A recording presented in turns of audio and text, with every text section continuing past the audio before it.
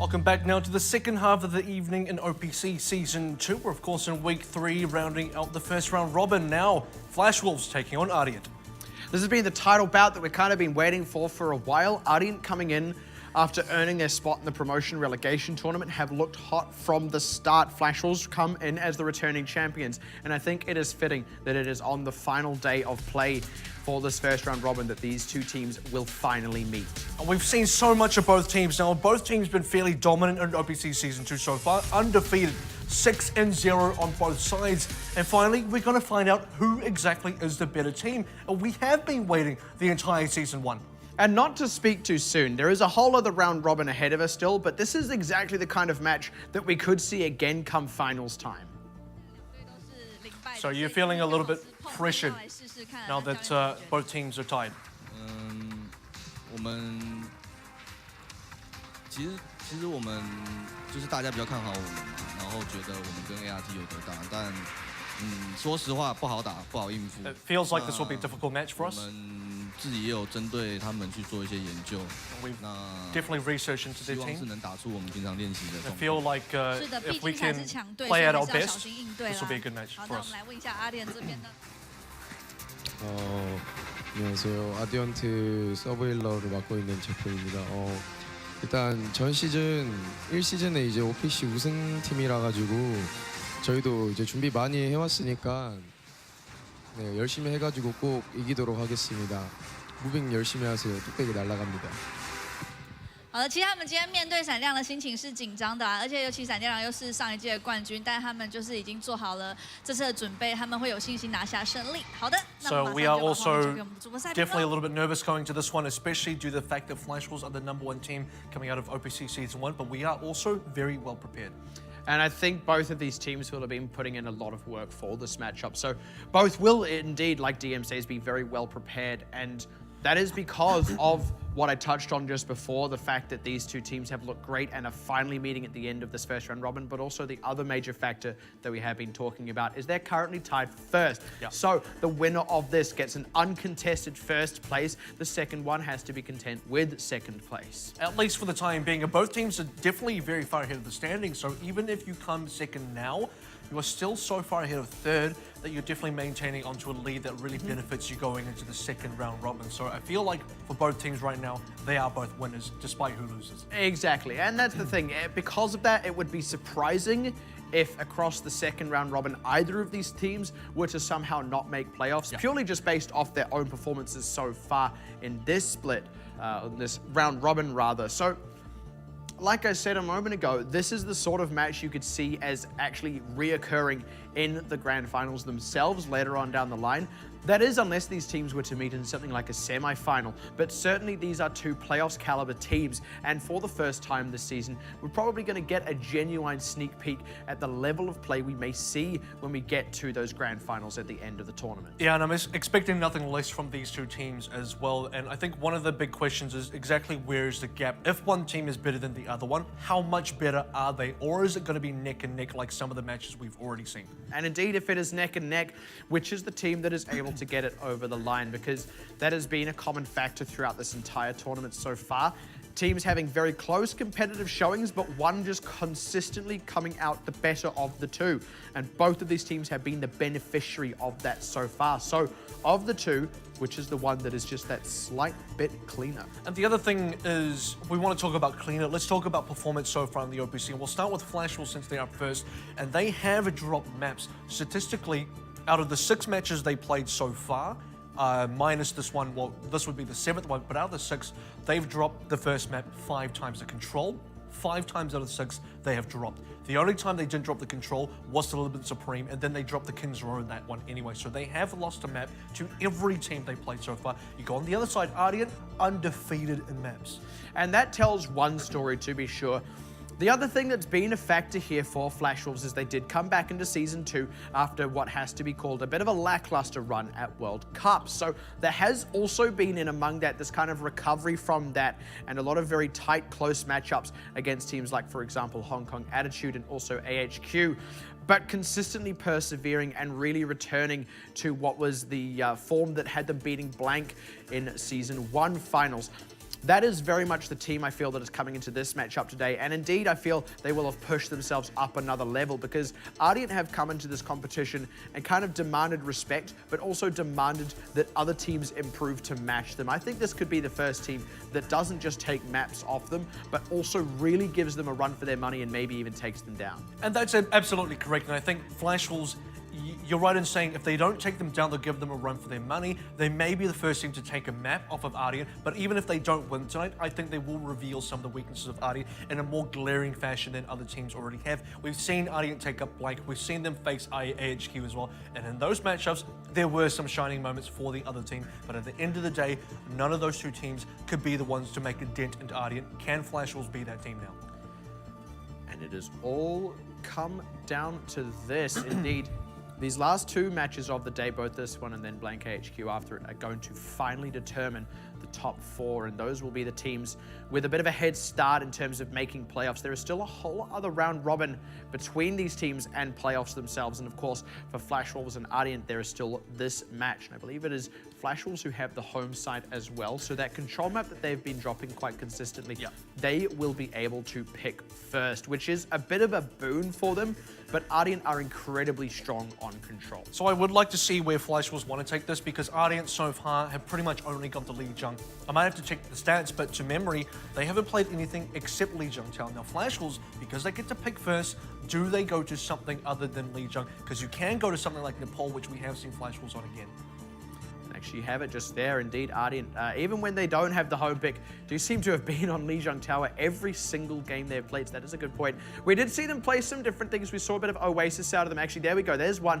They were taken to Nepal by Hong Kong Attitude, and of course, won it. And that was the very first match of the tournament. Like I said as well, did actually play Oasis in the promotion relegation tournament. So as far as Flash Wolves are concerned, there's maybe nowhere in particular that is or isn't favored for you. You maybe avoid Ilios because it might just be a bit too much of a question mark. And actually, they are indeed going to go ahead and pick Nepal. And that's definitely going to be exciting to see from the Flash Wolves. Definitely exciting to see a map that isn't Lijiang to take Ardeont because they have looked unbeatable from any team. No team has really made the biggest dent. I think Hong Kong Attitude had a pretty good run against Ardeont, specifically in the opening stages, so that was on Nepal as well. Maybe Flash Wolves can sort of dip into that because so far, the only team that has really made Ardeont sweat, in my opinion, has been Hong Kong Attitude, not even AHQ and not even Blanca, but that may also speak to Ardeont's sort of opening in the tournament, maybe just being a little bit weaker than expected. And I also want to kind of touch on something else here, in that actually, much like what we had a moment ago with Hong Kong Attitude versus Matchy, these are two teams that, in my opinion, actually play quite similarly so far in this tournament. We see very heavy aggression. We see a lot of, not overextensions, but like if there is a word that is the perfect amount of extension, that's what these teams do. They go very aggressive. They look for routes. They look for follow-up kills. They look to try and stagger you out. They will take a mile from every inch they gain. And I think that is going to create a very explosive matchup tonight. But last night, for the first time, we saw that other side of Ardeont in terms of showing restraint. It's something we've known Flash Wolves to have already. So the fact that Ardeont have shown it as well, I feel like this is the best iteration of these two teams so far that is going to be meeting in this match today. And to offer, I guess, a different opinion on that, or a different sort of angle, my take is actually these two teams have different play styles because Flash Wolves, to me, are the reserve team. They're the slow, controlled, steady team. They like to play a slower game pace. They want Zonda on the long range and scans you. That's why you see him on the McCree. You see him on stuff like the Soldier. Ardeont, on the other hand, they're the aggressive team. They're the ones that really like to take momentum, create snowballs, really run away with really strong ultimate economies as well. That's why you're seeing DM specifically only play Tracer, and Ursa being the one either on the Genji or the Doomfist. What you do see out of Flash Wolves is, of course, Zonda on the Soldier, and that will be part of the Nepal pickup here. They're able to use that Soldier a little bit better, or rather to better effect than what they often do on Lijiang, but the opening skirmish is going to determine a lot of these things. Let's see who comes out the better of it. Certainly both teams got to feel each other out, but already a good flank from Ursa in the wraparound. The aggression. Yeah, but they haven't quite closed out just yet, and it's actually Republic who's the first casualty. Flash Wolves They didn't see it coming, but they do wheel around very aptly. Ursa does get pressured back a little bit. Ooh, Zonda nearly going down to the back end, but they're just barely able to stay alive. DM with the follow-up on Sinclair. And this is what I talk about with Ardeont. They need to be careful not to overextend here, but actually Flash Wolves have ceded the ground. They absolutely have. So Flash Wolves were off hunting kills. They couldn't pick one onto Ardeont, or rather, they couldn't pick one onto Ursa. And now Ardeont were the ones in advantage. They get the first ultimates as well. And Flash Wolves have no help. They're all going down very quickly now. That was huge. DM getting a really early pulse bomb, and Flash Wolves, after ceding the ground, started to move back in, but Ardeont totally read it and just had their number. That was really cleanly done by Ardeont. They read that Flash Wolves would try and go for an immediate re-attack and kind of beat them to the punch. The issue was Sinclair went down quite early in the original skirmish, and Flash Wolves didn't get the opportunity to reapply the health. They didn't have that healing factor, so they were all quite low, half HP. Ardeont took advantage of that. That is a very early ult from Jeff there. I believe someone was maybe getting a little bit low, and it actually gives Flash Wolves a big opportunity now. Ursa's Dragon Blade can secure it. They do get Animo's Sound Barrier up in a moment here, but Flash Wolves need to maximize off this wing. Go, Jongi is low, and Realman instantly down as they find Sinclair as well, and Ursa just tears the team apart, slams the window shut on their fingertips. And this is the new Ursa that we're seeing that doesn't play the Doomfix. She's back on the Genji, and a scary Genji at that. Now this is where we get the huge lead coming from Ardeont. Flash Wolves, the support ultimates are there. They weren't there when we had the Dragon Blade come out, or rather maybe they just weren't used. But for Flash Wolves, you cannot be this complacent. Zonda used a tactical visor. Nothing came out of it. They just kind of look a little bit lost right now, kind of struggling to break this hold from Ardeont. And this is exactly how Flash Wolves themselves have been playing against teams on control. That is a great early pick by Michelle, but he does lose his life for it, and now they have the go button. Bacon Jack did it to save his life with the Meteor Strike, but they're converting the kills at last. Zonda getting the pressure down. Republic low despite the Primal Rage being used, and at last Flash Wolves were able to take the territory. Need to convert these last few kills here as the Sound Barrier out from Animo. Bacon Jack too deep and does not get the kill on Jeff, who now is the Transcendence. That forces out Sinclair's own Transcendence. K-Momo with the Self-Destruct catching Republic. Good news for them. Means they still have to kill DM and Ursa to secure this, but they have the opportunity to do so. But Ursa has something else to say about that. Wants to close this one out right here, right now. Sinclair finally shutting him down. And this is right down to the wire, but Flash Wolves look like they have at last put in the groundwork and will pick off these last few members of Ardeont and get themselves a cap. And with barely any time remaining as well, we're straight up into the 99%. Ardeont got a huge lead. Zonda winning the 1v1 against DM rather was really important. That allows him to get back in fight, do the support. Otherwise, it would have been DM potentially pulling it back around for Ardeont. So now, Ardeont, despite losing that fight, still have a lot to work with here. They got to recharge some ultimates, and Flash Wolves got a mountain to climb. Mountain indeed. They've got the tactical visor. That will be a saving grace. And close to some ults as well. DM and Bacon Jack just kind of having a gentleman's duel here. DM looking for the pulse bomb on Sinclair, goes wide. That's kind of weathered for now. Oh, great catch onto Ursa with the tactical visor. He could not get the retreat out.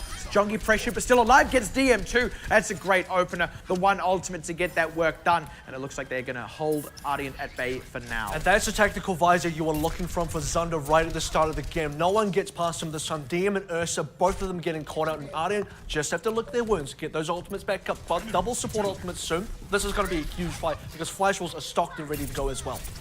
This is going to be really intense. It's going to come down to which DPS kills which first, I feel. That's already the early Transcendence out of both Jeff and Sinclair.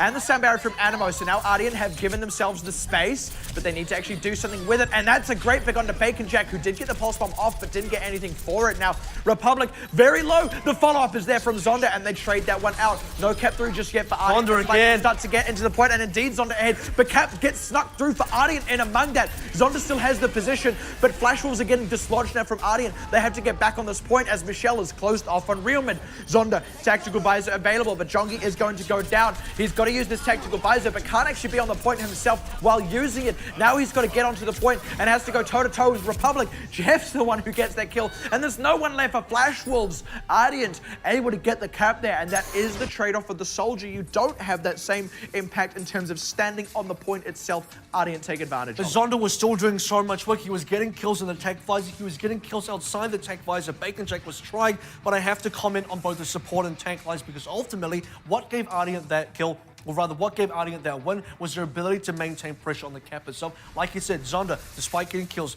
can't actually go onto the cap. That's the job of the tank. So really, at the end of the day, the tanks need to be the ones staying alive, and unfortunately for Flash Wolves, it wasn't theirs. And I haven't actually seen as much impact out of Jongi, speaking of tanks, as I normally do. That was unfortunate as well, because had that cap not gone over, it probably would have gone to a 99-99, even if Ardeont would have still won it after that. But at any rate, Flash Wolves, where others have failed, they succeeded. They did break the Ardeont hold there for a good long while and won some fights convincingly. Now they're going to have to do it again. And it is the Tracer Soldier that we've seen from Flash Wolves so often. They're so good at this, but now they need to convert it into a win. DM in deep, but Republic similarly deep and maybe going to pay for it as well. Bacon Jack looking for the follow-up. No one dead just yet. This is on a knife's edge, but it's actually Flash Wolves who are more scattered in the position. But Ardeont struggling to get the follow-up now. This is really tense, but Ardeont have the ground. That may be all what the count. Zonda pressured, but not quite dead. And now Flash Wolves start to get aggressive, even as Ardeont moves in for the cap. Nice stop to get the prevent the cap, but K-Momo may pay for it with his life, as the ultimates have been charged up now for Ardeont, and now they go to convert. Realman sound barrier, but it didn't save Zonda in that pulse bomb out from DM, but good catch by K-Momo to take out Erster. Takes the Dragon Blade off the table, and Bacon Jack finally starting to get some work done for his team. The cap still did go the way of Ardeont. Oh, Bacon Jack in big trouble. No recall just yet. He's going to be able to stay alive just barely, but the rest of the team is struggling to get the damage done, as Zonda only just rejoining the fight, as the rest of his teammates are slowly getting picked off one by one. And it may just be a little bit too late unless Flash Wolves continue getting kills. Ursa, I expect him to maybe come back in here, and Flash Wolves, just in the nick of time, just as Zonda rejoins the fight, they're able to find the correct picks. But now Ardeont sit on a lot of ultimates. Flash Wolves, it was really expensive. And you got to give it to the supports here, because both Realman and Sinclair held their ultimates and used them at the correct times to allow Flash Wolves to stay in that fight. Yeah, a couple of members did tunnel on Bacon, and Republic went over the edge himself. Erster very deep, but not getting much off the top of it, but Sinclair down is huge. There we go, Erster able to convert now, and that's all it's going to take for Ardeont to immediately get the regrab. That was a quick and decisive regrab, and that two ultimates used. Jeff and Erster, they continue their lead. Crucially, Flash Wolves do not overtake the progress, and that was really important. Ardeont just cut it right off the top of the neck, and now Ardeont continue their lead, and they have the ultimate advantage too.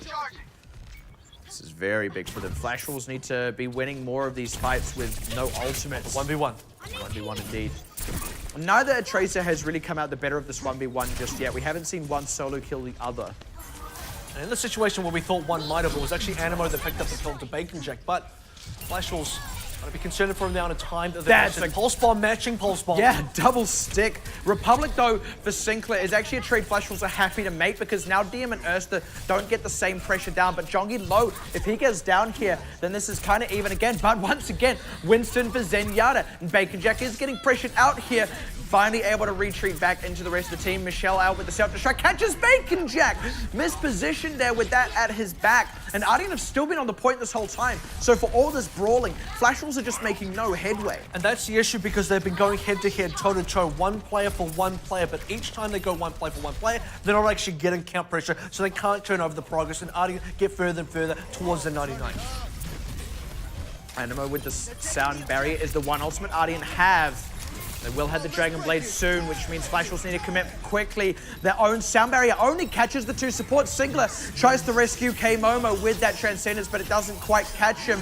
He's lost the mech. Now Erster able to open up, and they're just slicing these members to bits. It's only Jongi and Bacon Jack to turn it back around, and it doesn't look like they're going to be able to do it, as Republic with his own Primal Rage has done double the work of his opposing Winston. Opponent Winston. Opposing opponent. Well, one of them got pwned. Opponing.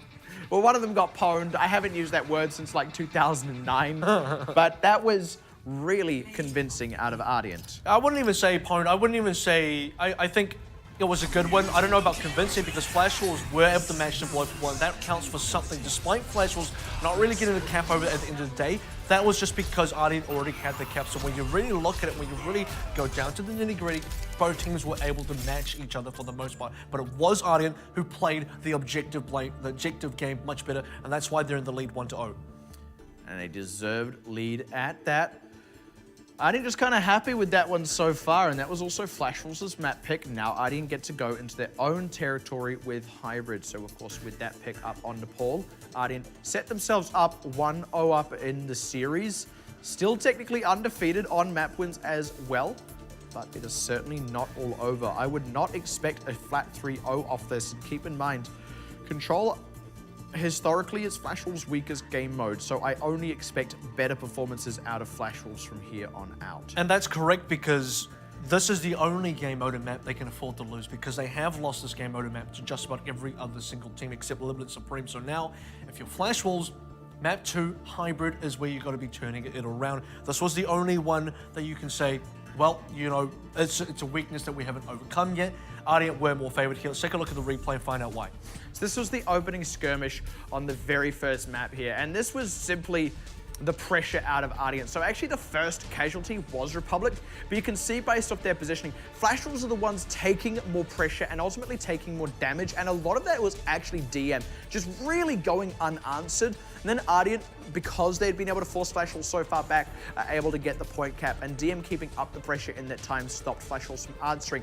But Flash Wolves hadn't taken too many casualties, so here we see them kind of pull back, looking to re-aggress, but Ardeont read it and go aggressive. And it's this really nice bit of timing there. Really well-read situation, because a lot of teams would have waited for Flash Wolves to come to them and risked losing the fight. So the big problem there for Flash Wolves was actually they just didn't have the chance to heal up, as previously mentioned. Sinclair went down early. They only had Realment. They couldn't heal everybody up. Everyone was about half HP or lower, and that just spelled the doom for them because Ardeont knew exactly, okay, they were actually quite low on HP. This is now the time to strike, and they got a lot of kills for it.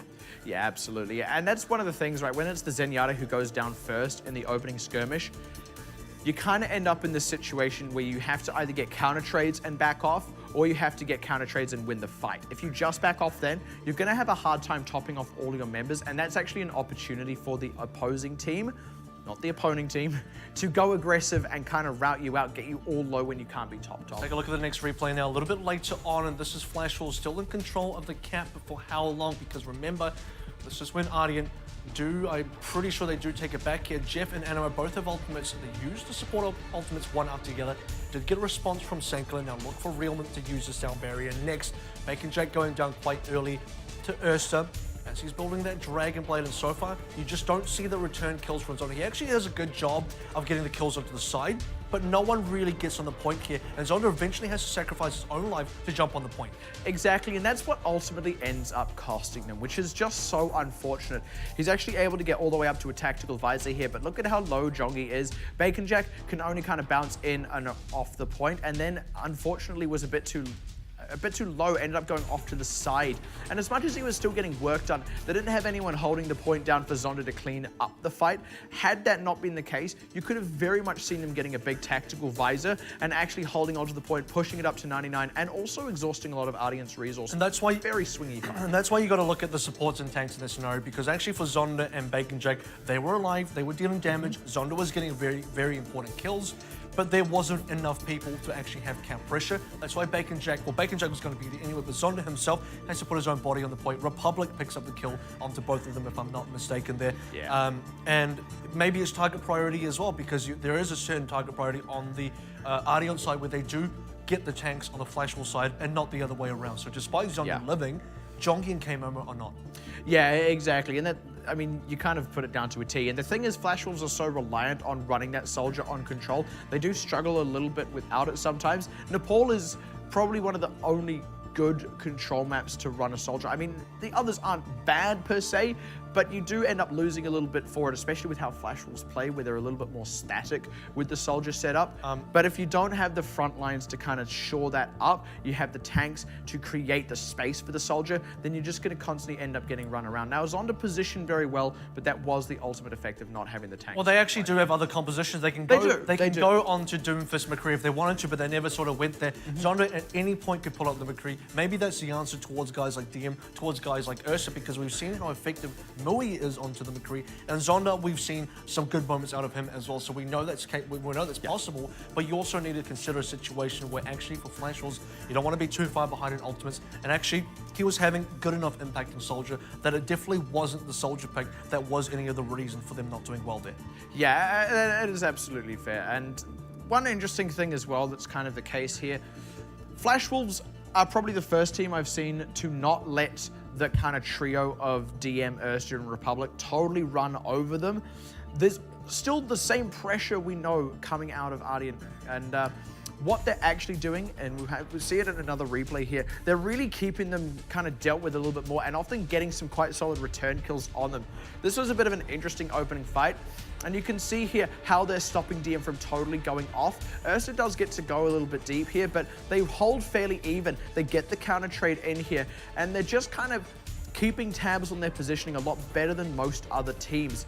The one thing we haven't been seeing though is we haven't actually seen a lot of Bacon Jack going off to really take advantage of how they're handling the DPS from Ardeont. And it's difficult to do that when you got guys like DM and Ursa on the other side. A big part of the reason why Flash Wolves keep this fight very competitive is the fact that Jeff died to Bacon Jack in the middle of that skirmish. Animo had already used a sound barrier. Realman and Sinclair both used their support ultimates, but Jeff died. Now he respawns, but he's too low, and his team is no longer in the fight. So there was that one support ultimate on Ardeont that never got to be used at the time that they wanted to keep the fight going, whereas Flash Wolves used both of theirs. On the whole, I really just want to see a little bit more coming out of Bacon Jack. I mean, we identify him as like one of the best tracers, if not the best tracer in the tournament. Right now, DM is giving him a real run for his money, and that is also with players like Shylin and I8U Up kind of hot on his heels in this tournament. We need to see Bacon Jack actually doing what we know he can do, because actually so far he kind of hasn't in that control there. I want to see Bacon Jack all up and down that kill feed. Honestly, look, Flash Wolves, they're not winning. They haven't won that map, but Bacon Jack wasn't the reason they didn't win that. No, I'm not suggesting that he was. He's still like don't get me wrong, he's still Bacon Jack. He's still incredibly consistent and will always be having an impact, but he's not having that same impact on the dives themselves and closing out on the backliners, which is what he's normally able to do so well. And part of it is because he's having to put in that extra work to kind of keep down Ursa and DM, like I mentioned, but I just want to see that extra 5% that I know Bacon Jack can do, and maybe here Numbani will be the place he does so, and that is going to be Ardeont's pick. Certainly, and I think, I'm not too sure the last time where we did see Ardeont on this map, and it is also Doomfist and Winston recreating that cinematic, that anime scene that we have seen. Don't know who comes out on top of that. It was animated by the same guys. I think, to be fair, when you look at the Ardeont squad, they are clearly, statistically and observationally, the better team across the board, not towards Flash Wolves necessarily, but to everyone else in the OPC. That's why they've had an undefeated run in the OPC, not just in matches, but also in maps. That being said, Bacon Jack has a great run against most of the teams in the OPC. They play at a certain level that Flash Wolves can easily handle. They go up against a team like Ardeont, they're on a different level to those other 6 teams, unfortunately. So you get guys like Jeff and Animo in the backline, much harder to pressure than the other supports from the other teams. Get guys like Michelle and Republic on the tank line, again, much more difficult to get around than any of the other tanks in the OPC. So for a guy like Bacon Jack, I think he's playing at his level. It's more so that Ardeont's just above the level of what he's even used to, of what we're even used to. It's kind of an interesting series so far in terms of the scoreline, just by the way, because technically the scoreline still kind of supports the story of both of these teams so far. It supports Ardeont in that they have gone undefeated in terms of map wins and currently have continued that streak, but actually Flash Wolves have tended to lose the control and then pick up a 3-1 type victory, sometimes a 3-2 victory overall, but a lot of 3-1s in their scoreline. So like, in a way, in a really funny kind of way, that control is super inconclusive in terms of who's ahead, because like, if you're just gonna follow that same kind of pattern, this could just as easily be Flash Wolves picking up 3 wins in a row now. Quite possibly, and they'd have their work cut out for them, but also I think the times that they have lost control, I'm talking about Flash Wolves here, they've lost control in a manner where it has appeared they had the ability to win, they were very close to winning, and then right at the final moments, the other team just gets one up on them. This time around, it definitely looks more like Ardeont were in control for the most part. Flash Wolves kept it competitive, but didn't really see the win condition, unlike across the board for the other team. So I guess yes and no, but definitely once more, that was the only map they can afford to lose in this entire series. Now, once again, Ardeont, one of the few teams that will sometimes opt to attack first, and that is exactly what they do here. Let's see how this works out for them. And running a triple DPS as well, something we see them do to great effect with Jeff on this soldier. And you've got 3 Sombra players in the Flash Wolves squad. Realman, Sinclair, and Zona can all play, so it's interesting Realman on now. You really value Sinclair on the Ana here. See how Ardeont kind of pull this one off, because they actually Get Jeff forced off the high ground. Good follow-up by Bacon Jack to sort that one out there. But DM putting similar pressure on the back line as Jongi does get picked off, but they DMAC Michelle. Need to get their own pressure out onto these tanks, and DM really getting beaten good down. dodging. Yeah, nice dodging. Just, quick 1-2, but Zonda following it up. Ardeont do move on the point while that's happening, but Flash Wolves can reinforce quicker and have held out for now. And by the way, Flash Wolves play that situation quite well because something you notice about Ardeont is they do like to play Jeff on the soldier and put him on the high ground. Bacon Jack shuts him down again. Now Zonda converts, and this is the Bacon Jack on the kill feed that you've been looking for. Exactly that. They do unfortunately lose the third in that because Zonda kind of had to stutter step backwards to save his own life, but they hold. That's what really counts here, and they've got that EMP economy running. This is well read. Now Jeff has to go off the soldier and onto something else. So he picks up the Zenyatta. The last time we saw Ardeont play Numbani, this was their exact attacking strategy, and Flash Wolves have directly countered it, and more so because now they're ahead in terms of economy. Expect a big EMP right now. Very big indeed, and Jeff instantly dropped off the back, trying to get the follow-up now on Republic and Ursta both, and they do indeed close out on Republic. DMACing Michelle as well off the back end. They actually want to go aggressive with Bacon Jack, and deservedly so, and there it is again. Bacon Jack at the kill feed, folks, as Flash Wolves again with the repel. And this is the controlled, slow gameplay that Flash Wolves are known for. Everything is so deliberate. There are no accidents, no coincidences for this team. They know exactly where they want to put Ardeont. They know their game plan, and they're executing their own. Half of Ardeont's total attacking time gone. They can actually play this first point for thirds, which isn't ideal, but may actually be the way they have to go here, getting the ultimates up to do so just now. Well, the most dangerous weapon on the team is Ursta's Dragonblade. We've seen such good effect from it so far. Here it comes Instantly in. out. He gets a good lot of work done for it as Zonda gets picked. That's no tactical visor available. Picking up Realman as well. And this is so huge, even as Jeff goes down at the top. But now Ursta getting pressured out by Jongi to keep this one alive. And Republic does have to pop the Primal Rage to stay in the fight as well. The reinforcements will come in quicker for Flash Wolves, but DM is still putting down the work, having taken down his counterpart, Bacon Jack, and drops Jongi too. Second, third cap up now. Flash Wolves may want to go in for another attack here to try and dislodge Ardeont, but it's going to be dangerous as they lose K-Momo's mech. May just have to see this one altogether. Otherwise, they could give Ardeont a ton of momentum, and they do have to give it up here. The rest of Flash Wolves not quite going to get routed, but the cap does go through for Ardeont. Just checking with a bit of poke there from Flash Wolves as well as they're falling back. Mind you, that Zonda still has a tactical visor. Ardeont have to be concerned about going in too deep. You can get punished, and you will get punished by Flash Wolves, who do have the ultimates available. But the cap did go over. Not the best time we've ever seen from Ardeont. That was a good hold from Flash Wolves, all things considered. It really was, and ultimately it was the pulse bomb that caught Zonda, having avoided the Dragon Blade. But now the tactical visor out, DM the first casualty of it, and he's getting a lot of pressure on this backside. Yeah, great wraparound, completely threw Michelle for a loop. He had no idea which way to face, and it shows. That is a huge hold for Flash Wolves. And Zonda is just as deadly as Ursa when it comes to ultimate usage here, because with Flash Wolves, he's got DM and Ursa's numbers every single time. Those are always the first targets for them, and he always collects them first. So when that happens, Ardeont just have to go. They got no other options. This is a very aggressive defense from Flash Wolves, but this is what we've seen them do on these hybrid maps especially. And between the bio grenades from Sinclair and the reach damage that can come out of things like... Oh, this is free pushing! Yeah, this is free pushing though for DM, who was barely able to sneak out of the base. Flash Wolves getting a decent hold there, but they are going to get pulled back onto the payload itself now, and Ardeont have an opportunity to break out. Absolutely, it's a 4v5, by the way, on the actual spawn camp. They've got to commit really hard here. They forced out the Transcendence from Jeff, and Sinclair goes down after getting his own Transcendence forced out. DM just kind of breaks that hold for the team now and picks up Realman on the back end of it. Flash Wolves get actually punished for that defense, and I've been waiting for someone to pull it off, and of course it is Ardeont that does so. And unfortunately for Flash Wolves, they played that incorrectly. The spawn hold was fine. The fact that DM was free pushing was not. They send Bacon Jack, that's good. 1v1 is what they need. The fact that you sent Realman back as well means you're holding 4v5 in the spawn, and of course Ardeont got to overpower you in that situation. Of course, indeed. You can understand them not wanting to risk the Tracer 1v1, but now they have to go for a contest again, immediately losing Zonda, and Ursa just opening up on the back line, suddenly finding himself with no targets. The rest were busy dying on the cart.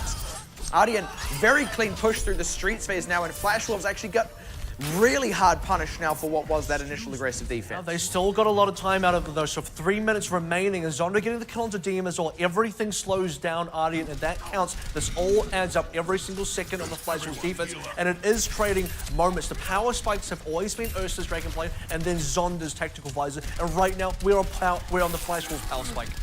Yeah, we kind of are on that swing of the seesaw. Erster trying to get some work done, but Bacon Jack, good job D-making K-Momo. They are a little lacking on the tank side, though.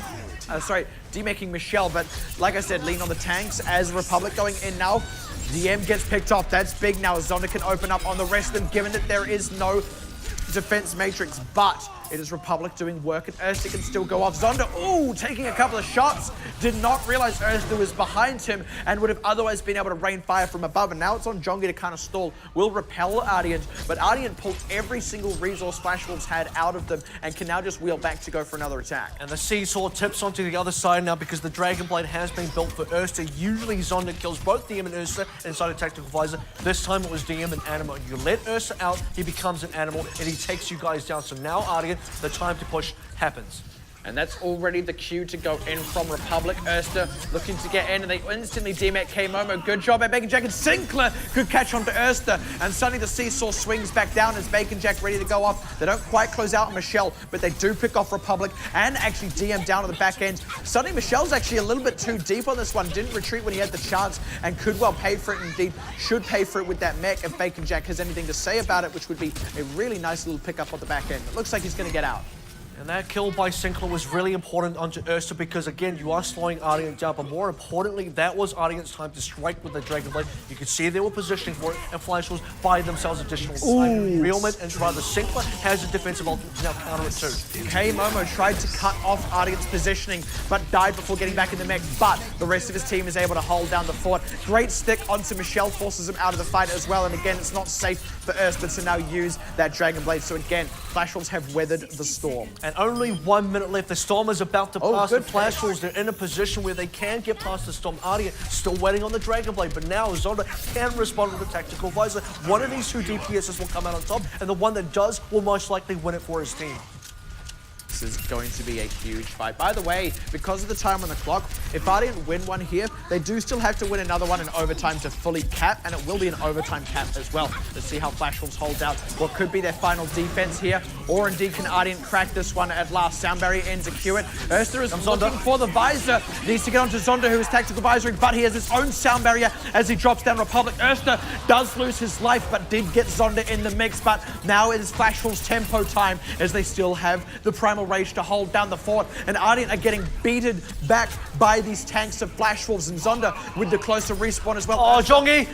Erster onto the Doomfist to try and rejoin the fight. Jongi getting the corner trap, trying to get it closed out on Animo. He does make it happen, but DM got the backliners of Flash Wolves. Luckily for them, though, Zonda is there to hold down the fort, and it looks like they'll complete the hold, even as Erster again kills Zonda. They are fighting to the last, but Michelle is that very last. Stalling for what it's worth, but it doesn't look like there is anyone to stall for. Finally getting another wave of respawns in, but the transcendence from Sinclair to keep Flash set up. Jeff goes down. No one close enough to the cart anymore for Ardeont, and as these last members get picked off, the overtime will disappear in the blink of an eye. Michelle remaking again, really valiant in this one. They're making this one really competitive. By the way, Jeff has a transcendence. Are. Maybe Jeff just runs to the cart right now. It's not quite going to happen, I don't think, because these members, they're so far away. But Animo, actually, sound barrier may just buy them the time. Flash will still the closer respawn. Ardeont, like I said, fighting to the last, and now seeming to go beyond that even. The transcendence is there, but DM still getting pressured out on the side. They need to get those ultimates up if they are going to turn this one back around. How are they still holding on to this one? They pick off Zonda, but Erster will lose his life for it. DM catches Sinclair, though, on the other side. Oh, that's huge! Stays alive. That's a huge one from DM. Jongi can't stall with that primal rage, but K-Momo will die. And Ardeont, I don't believe it. They get it back underway at the 11th hour. Not quite, though, because a full wave of respawns do come out, and they have the ultimates. Realment, he didn't lose the sound barrier. Zonda, he's close to the tactical visor as well. Zonda and the Flash Wolves squad have everything they need to still complete this. It is less than a meter on this one. Zonda sitting in with the tactical visor, trying to do the work, but gets beaten back. But there's Bacon Jack catching Republic, and Erster is deep, maybe too deep. Has to get out. DM in trouble, and they get the kills through. Bacon Jack finally taking down DM in the 1v1, and it is only Erster. Animo, the last one to go down. So close, and Ardeont getting that last little bit of distance, but they do not quite get the full cap. Yeah, almost, but not quite there. And if you're Flash Wolves, you're going to win this one. Ardeont going to make you work for every single inch of that. Every single centimeter of that car push was earned. And for Flash Wolves, I'm going to say that defense was also earned. That was intense. And I mean, we see teams have a last gasp, but for Ardeont, they had some big lungs. Yeah, they had some big lungs there. That last gasp just about blew Flash Wolves over. 0.54 meters until the end. All Flash Wolves need to do now is fully cap out against the current front runners in the tournament. I don't even know who I want to say was MVP there because everyone had some big moments, but I guess the highlight for me was the Zonda versus Ursa duel right at the end. Both players had the ultimates available. Zonda tech visored first. Ursa responded with the Dragon Blade immediately onto Zonda, but Realman, he's got to be the one to talk about because the sound barrier immediately saves Zonda, who, by the way, gets the kill onto other players. Despite dying himself, Ursa gets traded. He had no option to fall out, and then Realman, again, got the kill onto Jeff before the Transcendence came out. Eventually, Ardeont held down anyway, and Jeff came back with Transcendence, but by then, it was far too late. You're deep into the overtime. The fact that Ardeont got the card as far as they did in the overtime is a bit of a miracle, even when considered. And you saw there was a brief moment where actually no one was on it and the overtime nearly ticked down. I mean, it was less than a second that it would have taken to do that. Saving grace here for Flash Wolves as they did hold out point A for quite a while. So a quick cap and B, a high, to be honest. Yeah, and B, by the way, but a quick cap and a high momentum streets phase could be all they need to give themselves the time to get it past the last line of defense on point C. And I think the message sent here that has to be considered for Flash Wolves' side is even when you think you've won, and by the way, they did look like they won, Ardeont do not take their foot off the accelerator there because they just keep it going. Gonna be running out of pharmacy here with Zonda on said Farah. They do have Ursa here on the Soldier on the defense, so Ardeont have the tools to deal with it. I think Flash Wolves were reading that maybe Ursa was going to be playing either a Genji or a Doomfist, but unfortunately, he is going to match the Farah with his Soldier. So they instead target Jeff, and he's going to be the first casualty of the fight. Now these tanks are a little bit surrounded here as the pressure comes back in from Flash Wolves. On the other side, they pick Animo as well. Respawns are closer for Ardeont, so Flash Wolves do need to convert this quickly by taking out these DPS members. Yeah, and not just kills because they need the actual camp presence, which they are starting to camp. That forces DM to respond, and now if DM dies, then suddenly Ardeont in trouble. And by the way, Ursa's just hiding. That is nice, and yeah, Ursa is hiding. Even though he's the hit scan, he kind of has to. And this is also time for Sigler to get the res up. Two-thirds already. Ardeont are going to come in now for a contest, but Ursa's actually separated from his team. Good pick onto Bacon Jack, gives them some presence, and catching Sigler as well. Ardeont can definitely come in for the recontest now and pincer in the members of Flash Wolves on the point, but those two-thirds are good for Flash Wolves, and they still have plenty of time on the clock. And once again, when you thought Flash Wolves were going to take it, when you thought they were ahead, and by the way, they were ahead, Ursa was nowhere to be found. Ardeont were falling back. 2 ticks of the point were already gone, but Flash Wolves, they came in, Sinclair died first, Ursa started to go into Zonda, and suddenly Flash Wolves get picked back. The one big factor here, though, is short of disaster, Flash Wolves should be able to get the res up in this next fight, which means Sinclair has to be a priority target for Ardeont.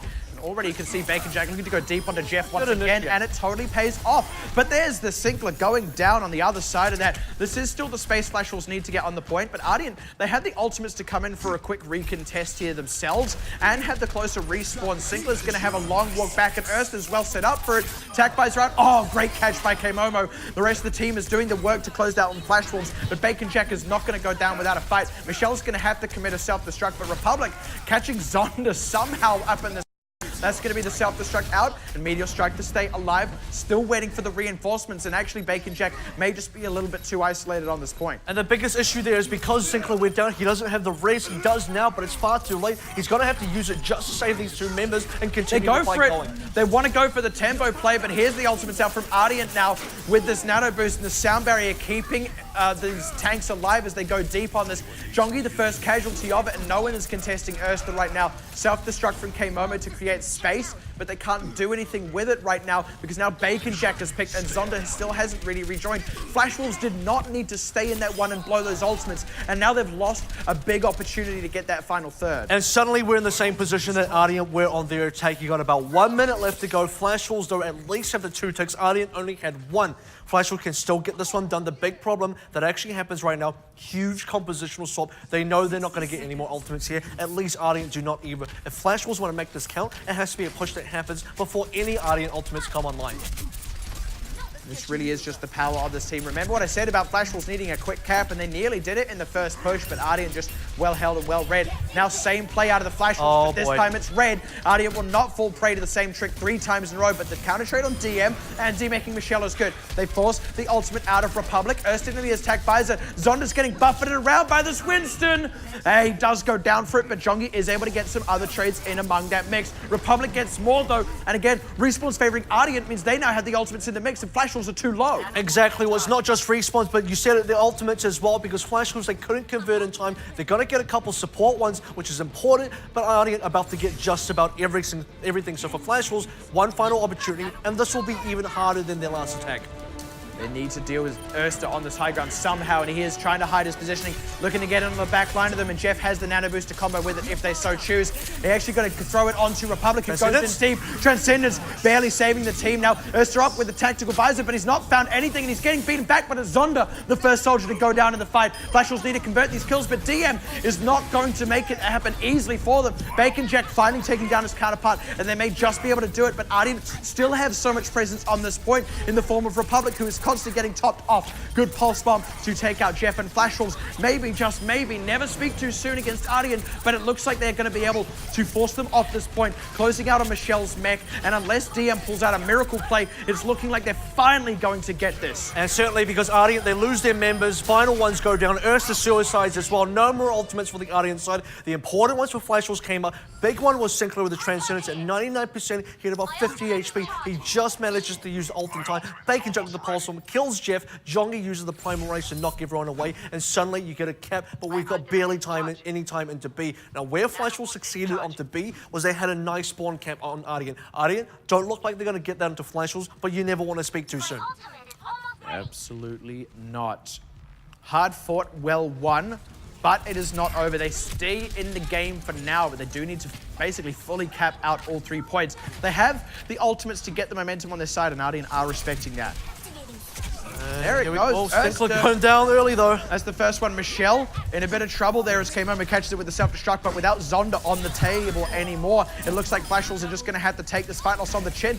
Ardeont are just kind of piling on the pressure. I feel like Flash Wolves should be expecting this by now. Absolutely, but the card does make it part way through, so they got something to work with. You have to be considerate now. Ardeont may look for an aggressive hold. Flash Wolves still waiting on ultimates. Got to get Sinclair's Transcendence up. Then you got something to fight with. Tac Visor from Zonda as well. Channel some of that energy from defense because he was consistently killing DM, was consistently killing Ursa. He has to do that again right now if they want to win.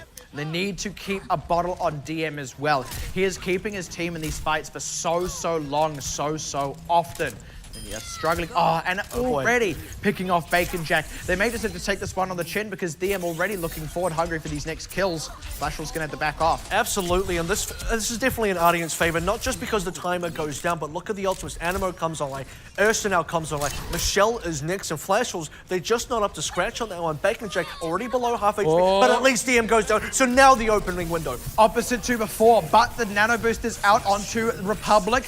There's gonna be the tactical visor from Zonda, gets Ursa. That's the one that they need, but DM will be able to rejoin the fight. Good they haven't got fallback. anything more. Yeah, amazing pullback. Does get the card underway, but they buy themselves the time and space to get more. Bacon Jack though catches Jeff, and actually because of that, Flash Wolves are now not done. Need to be careful to not overextend, but they are keeping pressure down. They're going to maximize this space. They have to be concerned because you can get out-rotated. Ardeont can still come back in, and they absolutely are. Remember, they have so many ultimates, so many tools to get this done. Pulse Bomb goes wide. Bacon Jack gets Ursa, and that takes this Dragon Blade off the table. So once again, in the overtime, Flash Wolves are ahead in this fight. Self-destruct out from Michelle to create space, but Republic's nearly dead despite the primal rage. Michelle able to remech as they pop K-Momo, and Flash Wolves aren't converting. This is now dangerous territory for them as they lose K-Momo. Ursta's coming back. Ursta is coming back, but Bacon Jack finally taking his place in that kill feed. It's going to be Jongi having to use the primal rage to stay alive, and they take down Ursta again. Singler takes the credit for it, and once again in the overtime, Flash Wolves keep it alive. And they're still getting a couple of kills on the backside. Can't push optimal importance right now because they don't have too many ults.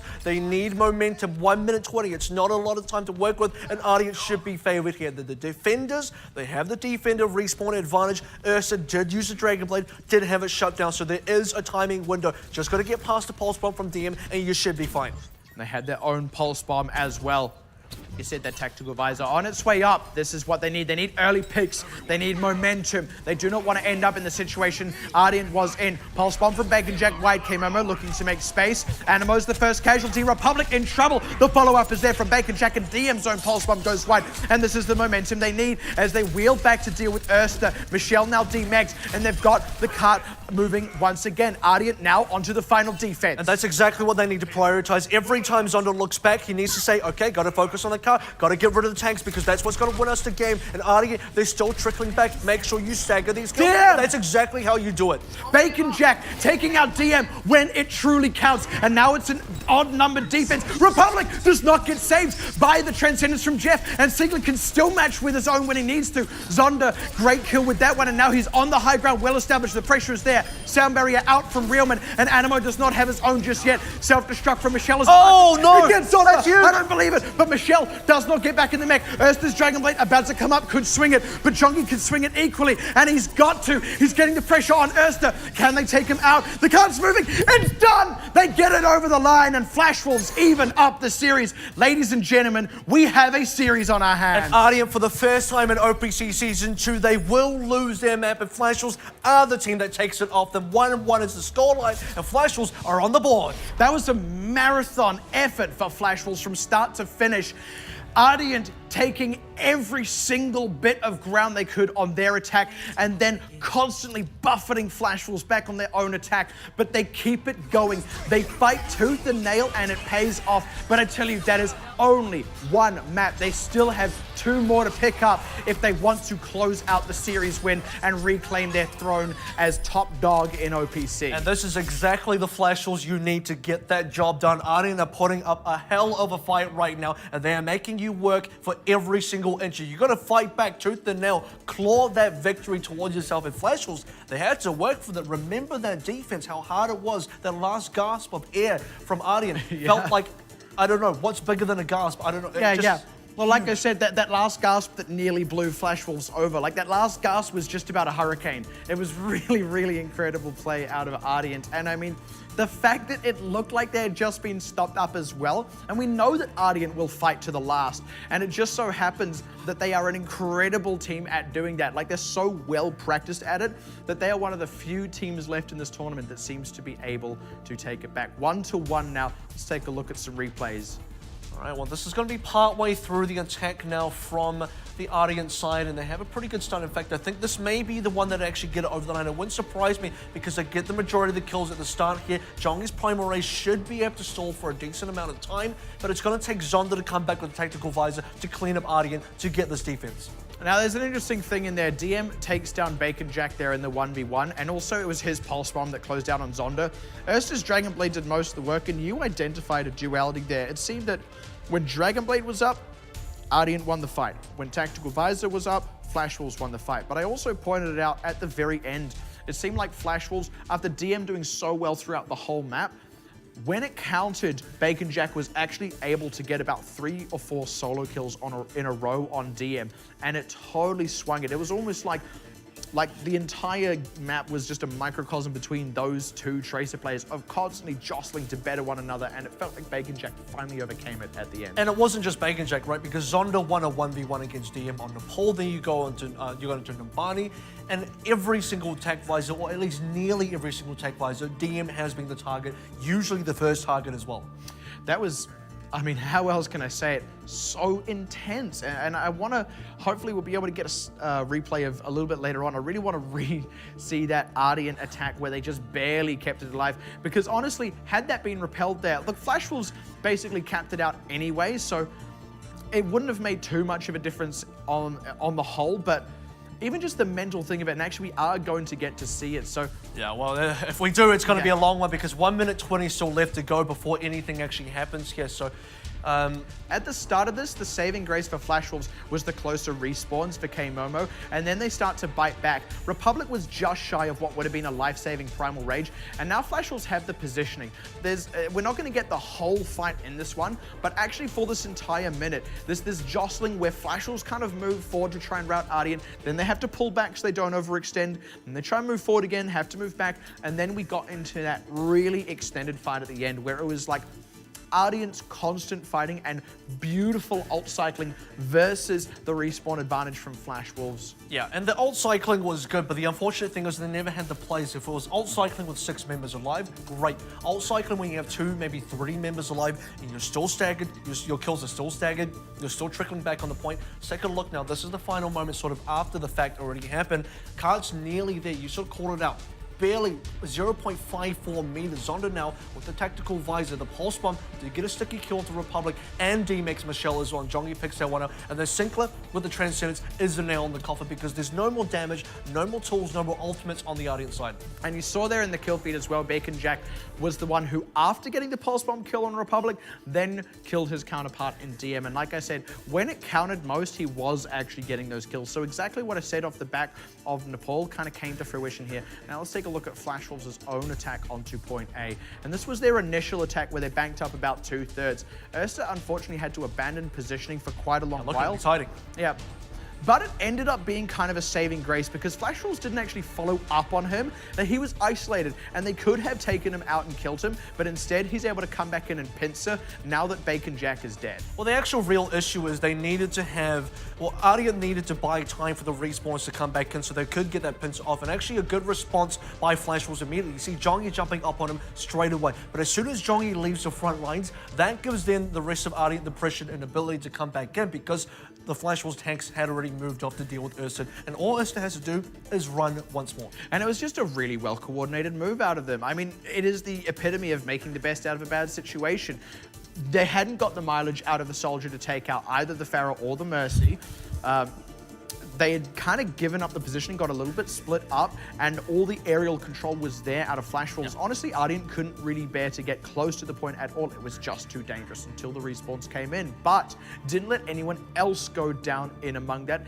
Really bided their time, and it was just nicely played on the whole. Absolutely. Again, when you start weighing them up play for play, I think both DPSs on both sides have had incredible moments across 2 maps now, and you've really got to notice the tanks as well. So now let's take a look at the next replay, and this is going to be in the final moments of Flash Wolves attack as they go into the overtime. Now look at K-Mo. This is the guy that really holds down the fort. Notice that he's still alive during this entire time. If it wasn't for K-Mo, that overtime would have ticked down. Players now finally coming in to support him. While that's happening, Bacon Jack keeps the point alive. So every single time, Flash Wolves are cycling members correctly to contest the overtime. Exactly, and once again you see Bacon Jack takes out his counterpart in DM when it counts. And at the top of this fight, Ardeont had the ultimate advantage. So Flash Wolves actually read it very well. They used the sound barrier to deal with the tactical visor, and from there on out it was all positioning. And you're completely right about Bacon Jack keeping the point alive, and he wasn't just doing it in terms of position and pressure, he was also doing it in terms of kills, which is, I mean, without wanting to use the hackneyed phrase, right, that's what separates the good tracers from the great tracers. We see a lot of tracers using their mobility to kind of dive on the point, keep the overtime alive, yada, yada, yada. But often they just kind of go down. Bacon Jack, and this is because he had the support of K-Momo, was able to do that while putting pressure onto Republic. Yeah. And once they'd removed Republic from the fight, the DPS didn't have any safety, and Jongi was able to take it. And by the way, if we saw an earlier part of the replay, which we kind of missed out on, but K-Momo was holding himself on the point for far longer. Let's take a look at the next replay now. This is going to be the crucial moment when Bacon Jack takes down Ursa before Ursa gets a chance to Dragon Blade, and that could have made all the difference because, by the way, Animo and Jeff had already used the ultimates by this point. You could tell that Ardeont wanted to go for a big play here. You could tell that Ardeont wanted to contest, but without Ursa, it's so hard to do. And by the way, Ursa still comes back and uses Dragon Blade, but gets shut down straight away. And something else happened in among that as well. After Ursa was dead, Michelle committed the self-destruct to try and give them some space. Unfortunately, that meant Republic was the sole target of all the damage of the team. Zonda did go down in that, and that was when the damage finally stopped on Republic, but he was already too low to have much of an impact. And then because he had remained low because he was cut off from the healers, died at the very end of that, which meant they couldn't actually kind of regroup back in. He had very little impact, and the kills ended up being staggered as Flash Wolves moved into the final point, which we'll see now in this replay. All right, one more replay left to go. Let's have a look at as the cart starts to move towards the finish line now for Flash Wolves. 30 seconds left to go, but still ultimates available. DM there going it down is. to Bacon Jake, as you've previously mentioned, time and time again, really sets the stage for this. And there should be another kill. Jeff wants to come in with the Transcendence rather, but doesn't save Republic crucially, as foretold as well. And now this is just Bacon Jack and the rest of his crew cleaning up the kills. Sound Barrier, followed by Transcendence later on as well. Jeff goes down after the Transcendence, and then suddenly Ardeont just don't have the members. They don't have the tools. Michelle does have a little bit of a saving grace, but not quite enough. Yeah, it nearly did it for them, that double kill there. And they had the members back up after that. DM, Ursa, and Republic, plus this Dragon Blade was here. But the discipline out of Bacon Jack, and like I said, getting the kills where it counts. He even got another one on DM twice, at the right? end. Yeah, and he was the entire reason they actually regained momentum, because a great thing happened. After capping that second point, having immediately gained a ton of momentum, they got the card up very far, and then finally Ardeont had recovered, had all their members back up. It was a flat 6 versus 6, no significant ultimate advantage. And then that solo kill happens, and suddenly Flash Wolves regain all that momentum, and that is what snowballed them into the end. Exactly. Solo kills coming out of nowhere. It's Flash Wolves just getting it done exactly when they need to. And the score has been reflected 1-1 so far in the series, and this is going to go all the way to at least 4 maps now. Who exactly takes it out, we'll have to find out soon. Assault comes up next, and that all happens after this break.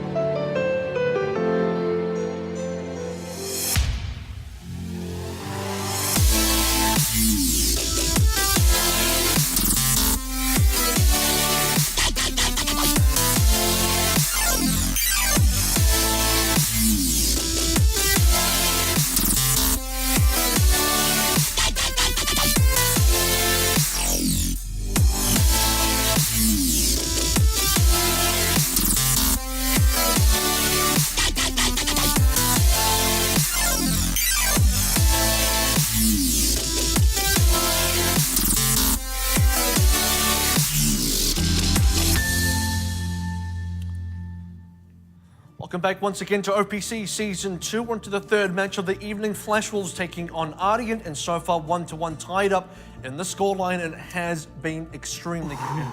Extreme is one way to put it. That is probably the closest Numbani we have seen so far this tournament, and that is after Ardeont picked up a 2-0 on Nepal. That was a competitive control still, but much less competitive than what we just saw on Numbani. So now Flash Wolves tied up 1-1 means we definitely go to a game 4 minimum here, and we also now for Assault go into Flash Wolves' pick. And actually, what's interesting about this as we look at the Assault pick, which is Hanamura, and is one of Flash Wolves' best maps, by the way, is we've actually never seen Ardeont on Escort because we've never made it to Escort. That's a really good point. We're finally going to see how Ardeont play on Escort, and that's actually an interesting point you make because it means Flash Wolves won't have been able to do a whole lot of research on them, at least for Escort specifically. However, they will have been able to research them on Assault, and like you said, Hanamura, a good pick for Flash Wolves for themselves, and also I would say one where they could really take it to Ardeont. Ardeont themselves have tended to favor Horizon. And the other test right now for Ardeont is, do they have the stamina, do they have the endurance to go to a map 5? Because we have seen Flash Wolves as a team do very well the later the series goes on. When we get to map 5, they look their most dominant. So, Ardeont, if we go the distance, how are they going to look? Because again, they peak out in the 3-map arena, but we've never seen them on map 4 and 5. We don't know if they have what it takes to keep going the distance. This is already shaping up to be, frankly, the match we expected in a lot of ways because of these two teams and the caliber of play they bring to the table. Tied for first, and deservedly so, and now currently tied up in the series. But this map is guaranteed to bring one of these two teams to match point, and then the question will become, can that team close it out from there? Absolutely, and you do have to consider the mental shake-up for Ardeont as well. Remember, they haven't lost a single map up until now.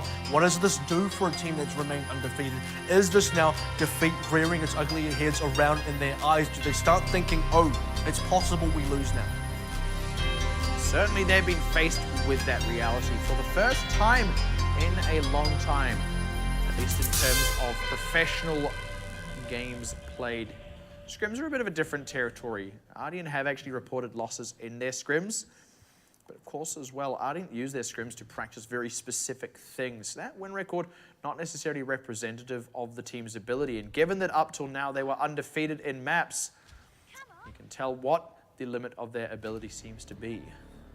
This is going to be, I would expect, one of Flash Wolves' best showings. If it is one of their best maps, which I know it is, then this needs to be an extremely competitive performance from Flash Wolves. Now, there can't be a super close series like Numbani, and it certainly can't be a shutout like it was on Nepal.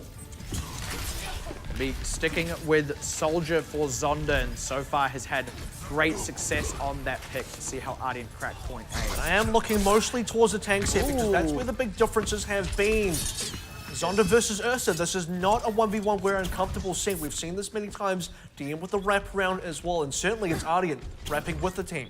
That was very close for Zonda, was really within an inch of his life, but was able to wheel back around. Now DM kind of moving in to get the flank here, looking for targets, finding Realmint. Realmint has to go into retreat based off of that.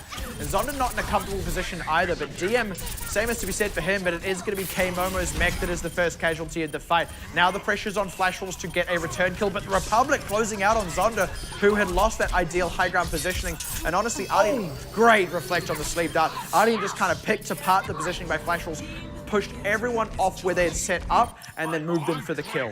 I think positioning was the key there for Ardeont because they were able to rotate correctly, force Zonda out of position that he wanted, make sure that DM had good positioning. He demeched Koimomo first. That was the instigator. That was the catalyst for everything that Ardeont got. Now looking to snowball onto the second point with the Transcendence and also Pulse Bomb and Dragon Blade available. Flash Wolves had to stabilize hard, and again K-Momo losing the mech early. Erster going in, gets K-Momo, is a little bit low, they get a third off it, and Flash Wolves still need to stabilize. They finally close out on Erster and stop up just shy of that second third. Zonda getting very much pushed back, but he's still in this one with the nano boost just running out now. But DM is going off. That's the second, third kept up. No one from Flash Wolves is on this point right now. It's only K-Momo. They are struggling to reinforce and they're struggling to get the counter trades. Ardeont keeping the ult economy up. Now have the self-destruct to zone the rest of Flash Wolves off the point, even catching K-Momo for good measure, which means Realman finally getting on is not going to be able to save his team. And an even more clutch pulse bomb to kill Jongi. Zonda going down as well on the Doomfist. Ardeont in spectacular fashion set to close out just shy of 6 whole minutes. Yeah, 5:57 is an incredible time for this Ardeont squad, and Flash Wolves got to be thinking hard about what went wrong there. And part of the issue was Ardeont had such good momentum going into B, and Flash Wolves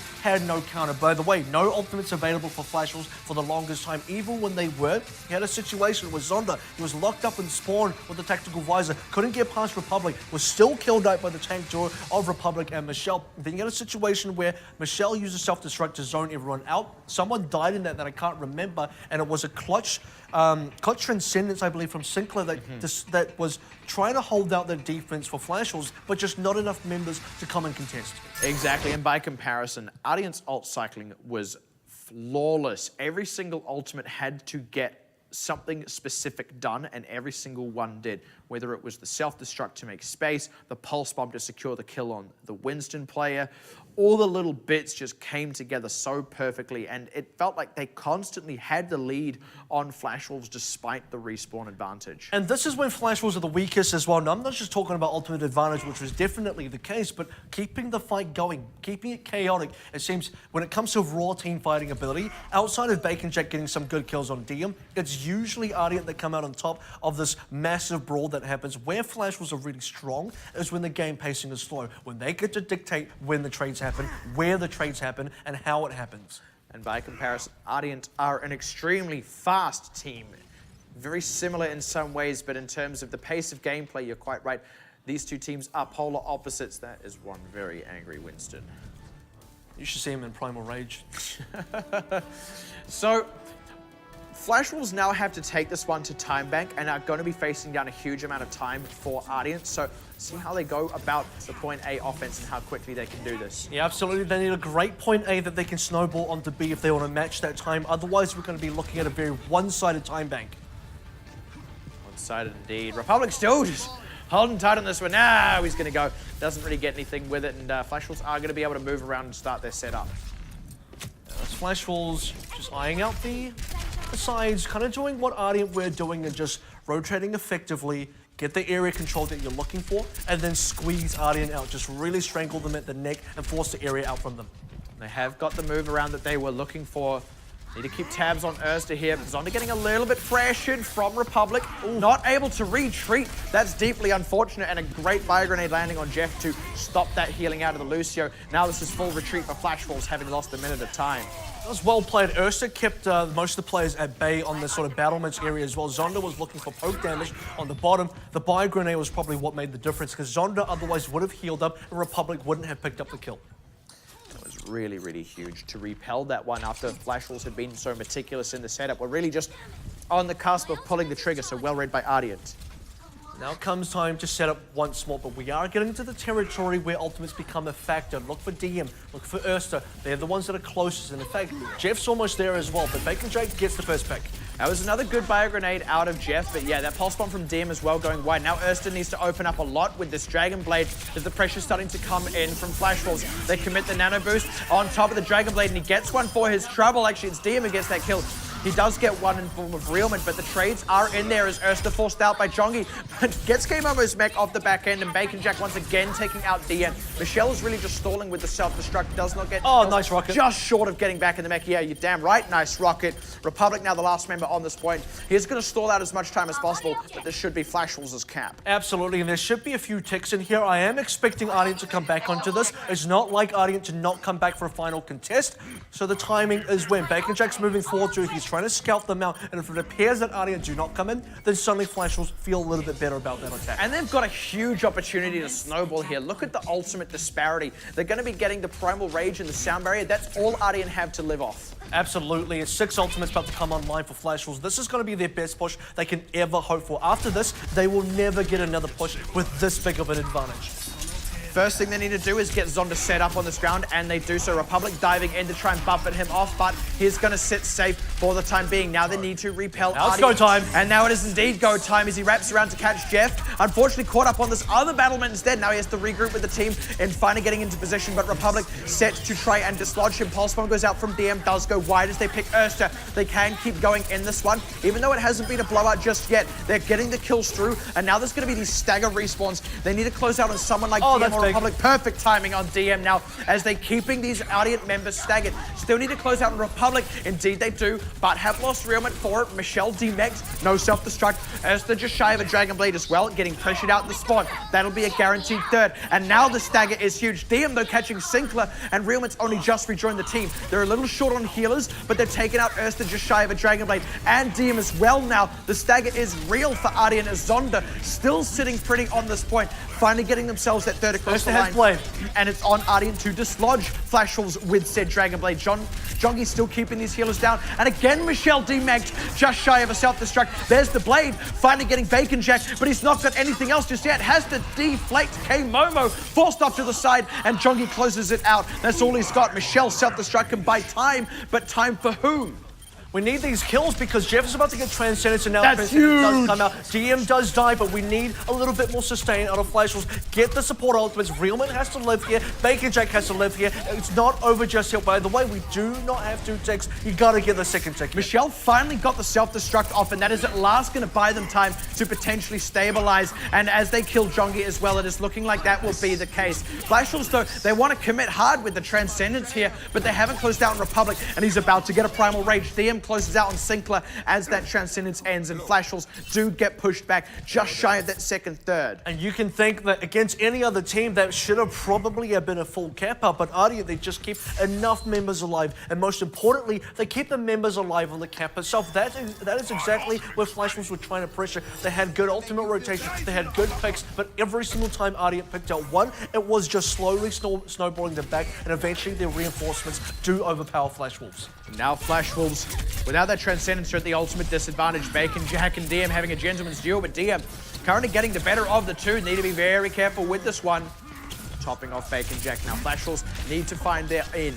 Exactly, and Flash Wolves need to be finding the setup here as well. Zonda's going to go back into the high ground. Remember, we're not going to have an ultimate advantage situation that we've had before. Flash Wolves only got 1 tick out of that situation, and now they're looking for a second at a deficit. Good closeout on K-Momo, but the trade back is there on Jeff. The ultimates are up for Ardeont, and DM closing out on Jongi means Flash Wolves have to take this one on the chin, and indeed the follow-up is there from Ardeont. Now looking a little bit lean on time, can only really play for thirds. Absolutely. So even if Flash Wolves now get this cap on through, they're in a situation where the time back is heavily one-sided. Ardeont looking like they're in the command now. Ursa has swapped in the Doomfist for some time. Ultimate already built up. Jeff about to hit the Transcendence, and Flash Wolves getting further and further behind. And they're not going to have another situation where they can realistically be hit. So now you just got to make do with what you've got. If you can get in, get some big picks from Bacon Jack again, maybe you get a cap. You have to just survive some of those ultimates from Ardeont and then put on the pressure yourself. Now let's see how they set up for this attack, because the Doomfist out makes it just that little bit harder. It certainly makes it more difficult to set up because Flash Wolves could just get someone punched right away, and there it is. Oh, that person, and Zonda. That is so huge out of Erster. Now looking to get Bacon Jack for good measure. May lose his life for this, indeed he does, but without Zonda, Flash Wolves can't really do anything, and they still didn't get any ultimates out of Ardeont. And really disciplined to not meet his strike as well, by the way, because he could have used it to save his own life, but realized it was probably for naught because he gets the respawn anyway, and now DM's about to get ultimate. The good news for Flash Wolves is they're hitting 5, they got the setup now, they have the area control, get a kill into Ursa, and you can get something done. And this time he can Meteor strike safely, looking to get onto these backliners. The sound barrier will be there, does not quite catch anyone. And now Flash Wolves have weathered a little bit of the storm, but they haven't got much just yet. The only kill so far is DM, who will respawn with that pulse bomb just about to be available as Realment goes down in the trade. Erster getting pressured out. He does finally go down, and Flash Wolves trying to get aggressive, but they're lacking in healers, which makes it very hard to stay in the fight now as Zonda getting picked. Flash Wolves are again just going to have to retreat with so little time left. Absolutely. Healers are the most important there because the sustain is the only way Flash Wolves actually get in. The time that they actually lost that very first part of the B was because Realment died, then Sinclair came back in. Sinclair died, but then Realment came back in. You never had both healers together. This time, you lost both healers at the same time, and there was no way Flash Wolves were going to close out. If they cap now, it is almost guaranteed to be in overtime. And Ardeont will have 5:57 on the clock, so even a cap here has Flash Wolves sat at a deficit as they would have to defend point A for 6 minutes. Still need to break this one open as well.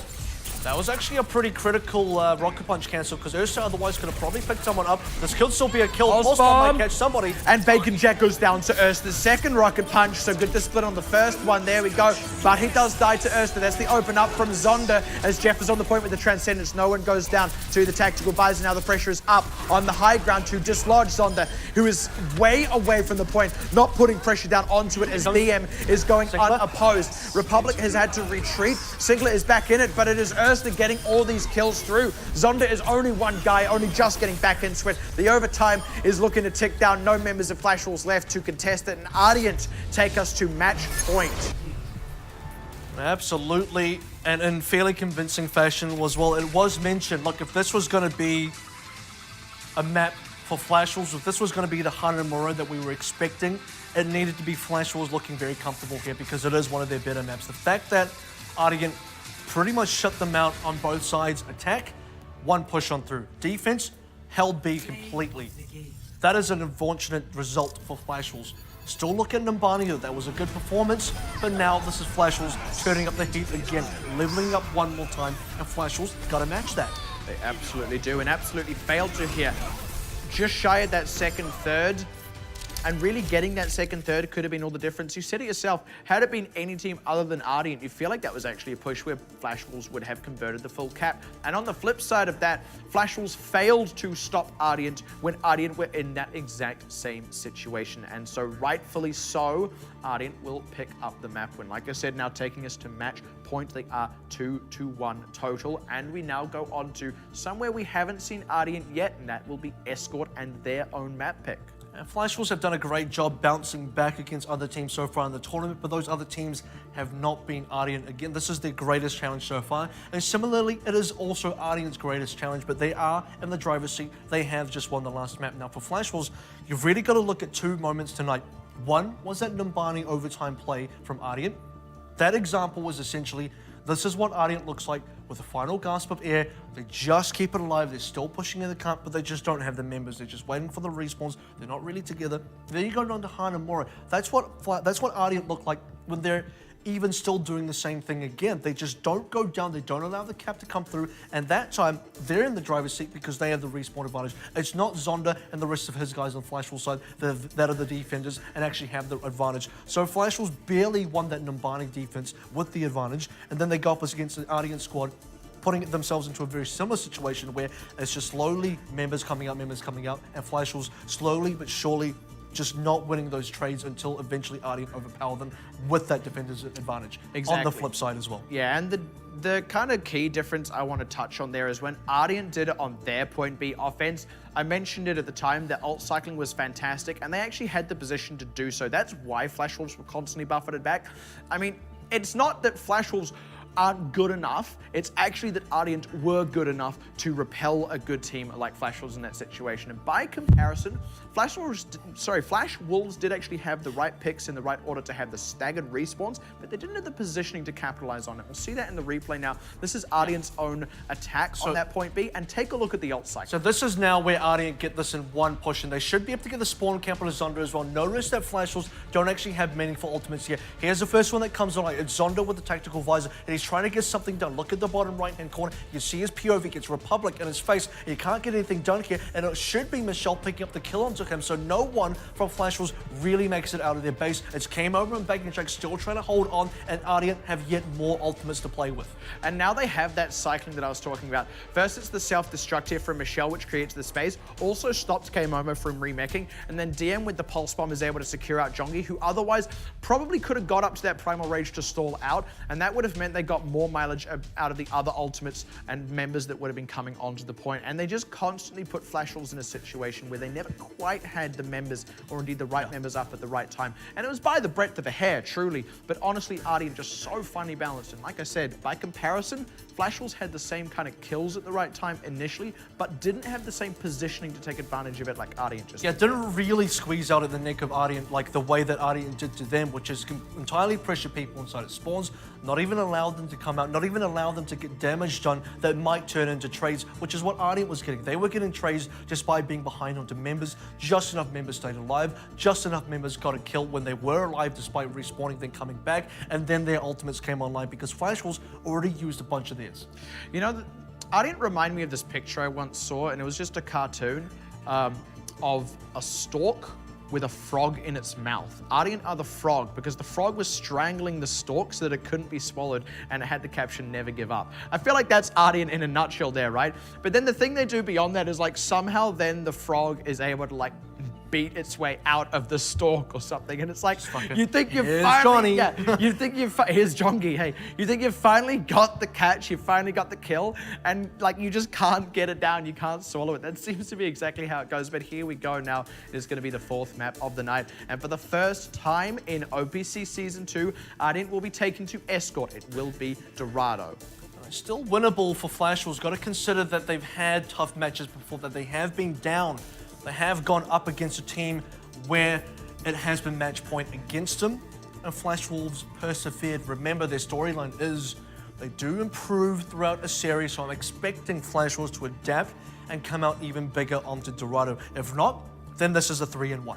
And it was just earlier in this weekend as well that Flash Wolves, after dropping control to blank on Ilios, closed out that same series on Escort on Dorado, which, if I'm not mistaken, was their map pick that night. So it may have been the other way around, but it's kind of neither here nor there, right? Because if whether or not it was their map pick, they still won it, still had the aptitude to do that. So Ardeont taking them to that map, they do so being aware of Flash Wolves' previous performances on it, and also of how that performance went down. They have been able to study Flash Wolves' play. And I think that's the difference, because it's much harder to study Ardeont when you've never seen them play Escort in the OPC. Much easier to study Flash Wolves when they've had a multitude of 5-map series where you don't only get to see one hybrid, but 2 hybrids.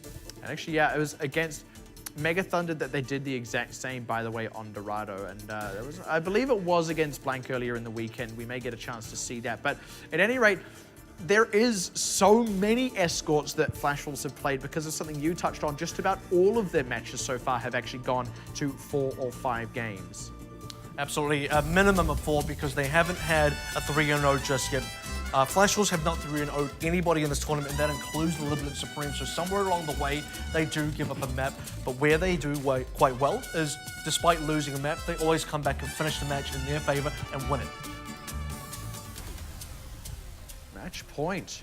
Kind of keep coming back to that, because really, that is what Flash Wolves stared down now, and they do have the ability to overcome this. We saw how they played out in Mbani. They really had great momentum-based gameplay. We also know how they played Dorado. They are phenomenal on these sorts of payload-oriented maps, but one slip-up will lose them the series at this point. And no, Flash Wolves are relying less and less on anything other than Tracer Soldier. This is their bread and butter. This is exactly what they like to play to get the job done. They're not going back to Pharmacy anymore, not going back to Doomfist. This is how they're going to win. The old long gun, short gun. Of course, on Soldier being the long one, Bacon Jack, Tracer is the short one. And Ardeont out the gate on their we're own. not high-dist. Yeah, not high-dist at all. Ardeont also just kind of playing to their beats with Ursa on that Genji. Good early pressure onto the cart. Should stall up for some time, but Ursa already looking for the forward pressure. Trouble. Picks Nice up Jongi, pick. that's huge.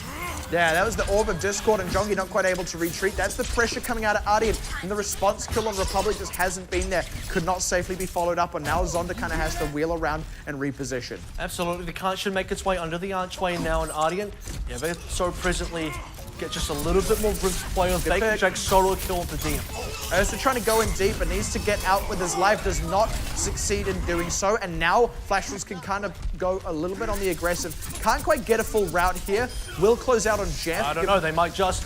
They want to go, they're trying to go on Michelle here, and actually they're kind of deciding to do so, but this is a little dangerous for them given the respawns. Yeah, got to be considerate here, and Jongi does respect the fact that the respawners are coming through, and Ardeont, they buy enough time to get those respawners in as well. Ursa should be very close to Dragonblade here. Expect a response from Zonda on the tactical visor. We've talked about this already, but those are the power spikes for the teams. They really are.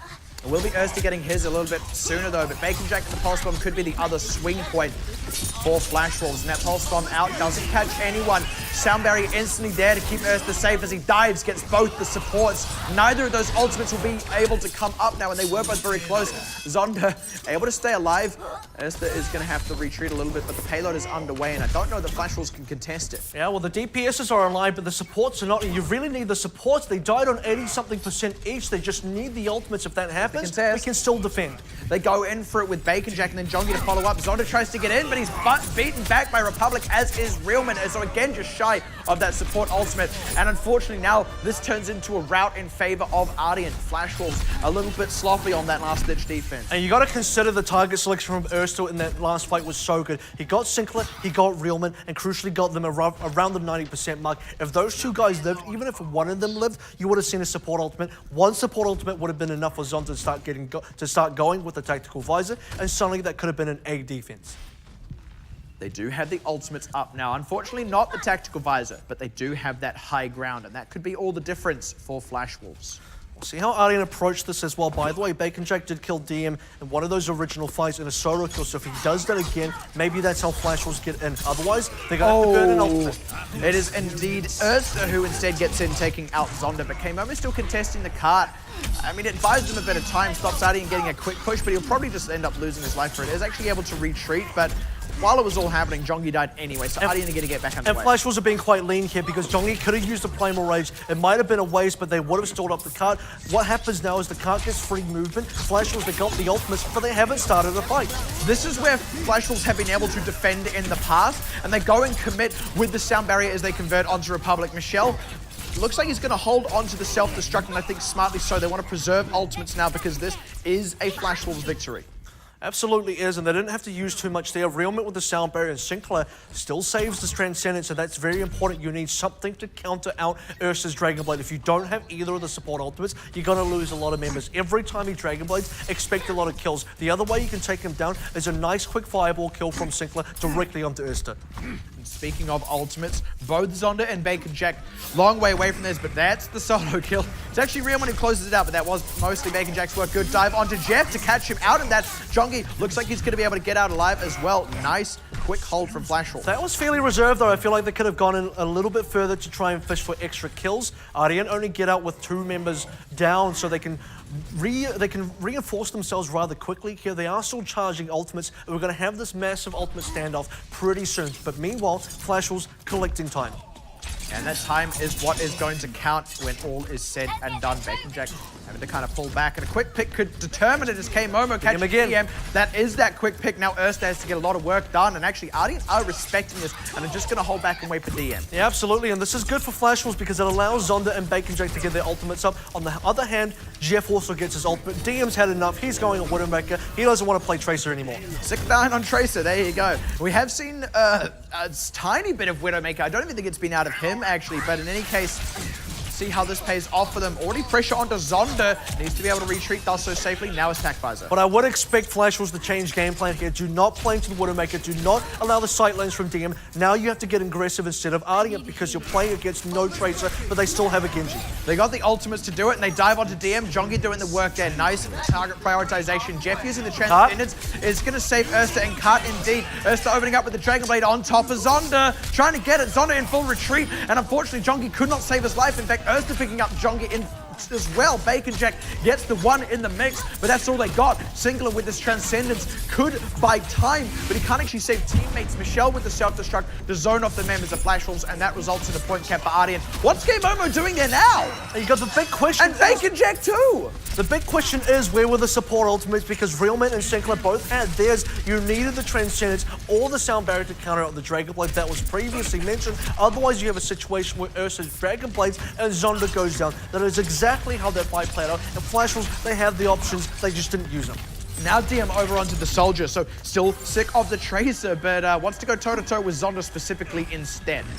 It's the first time we've seen DM Soldier in this, but I do know that he is a regular on the Soldier. Let's see the Transcendence out. Don't lose any more members. Commit it. They do pick Jeff though with the tactical visor, but Sinclair failed to commit this Transcendence. I think they're relying on respawns, but this is a really dangerous game they're playing. Bacon Jack does not get anything with the Pulse Bomb, and now Flash Wolves have to wait for a full round of respawns. And I want to believe this isn't a macro move by Flash Wolves and rather just a misfire on pulling the trigger, because so many times now they've had opportunity to use really good support ultimates that would have been very beneficial for their team. But twice in a row now, they just haven't done it. If they don't do it again, this is going to be a cap out from Ardeont. It says a lot that this would be better if it's a mistake than if it was planned, because it would be a misfire if it were planned. Jongi very low, getting followed up on, and he is just barely able to retreat. And there's finally going to be the committed of ultimates out of Realman, but now it can be matched by Animo. Good pick onto DM though. Great follow-up. Got a blade. Yeah, waiting on that Dragon Blade as the Transcendence runs out. Now Jeff commits his own, and Michelle can just get back in the mech after the self-destruct goes out.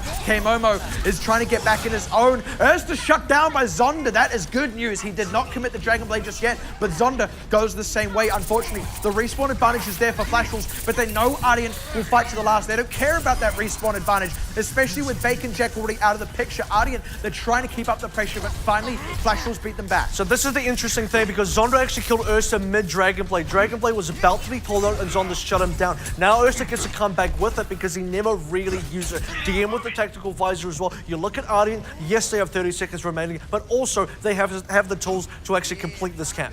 They really, really do. Jongi early primal rages. It was kind of forced out of him. They're also going to have the tactical visor out of DM, who is wrapping around the sides here. Now Ursa looking for the targets very low. They're trying to follow up on him. And nice pick by Jongi. That takes one of the key ultimates off the table, as Animo was also dropped down, and that just shy of a sound barrier. Now Flash Wolves going aggressive on the route, trying to take down Jeff and DM both. They get Jeff. Now trying to catch DM, who can still come back with a tactical visor, but Zonda has one of his own. That's DM's out first. Where's Sinclair's ult? Used him. Sinclair, where was it again? You're quite right. Erster will be able to come back in, but it looks like no members of Ardeont are there. They finally come back in. Sinclair commits the Transcendence though to counter out the last-ditch Dragon Blade, and Erster's going to drop down. Flash Wolves just barely complete the hold. And just like Numbani, and also unlike Numbani, this time around the card does stop, but there is no last gasp of air coming out of Ardeont, because Flash Wolves, for the first time so far in the series, seriously shut the door on them. And that all comes down to the fact that Ursa twice in a row never got the Dragon Blade off. DM didn't get any value off the tactical visor as well. In fact, DM was shut down so heavily, he swapped onto two different heroes, and neither of those picks had any impact like his Tracer did. That was incredible out of Flash Wolves. To actually shut down DM that consistently, I mean, there's this really clear progression from DM going off at the top of the night to now being shut down so much he had to change completely, and then actually was still getting shut down on Soldier. He never really got mileage out of even just the upfront damage, and especially not out of the one tactical visor he got. That being said, that is big distance out of Ardeont. Some really concerning moments still from the Flash Wolves side. You got to look at the supports when we're talking about this, because Sound Barrier and Transcendence, those are the two big ones, and multiple times you would have probably said this is a good moment to use it. Didn't come out. Save Zonda from the Dragon Blade onto Streets phase.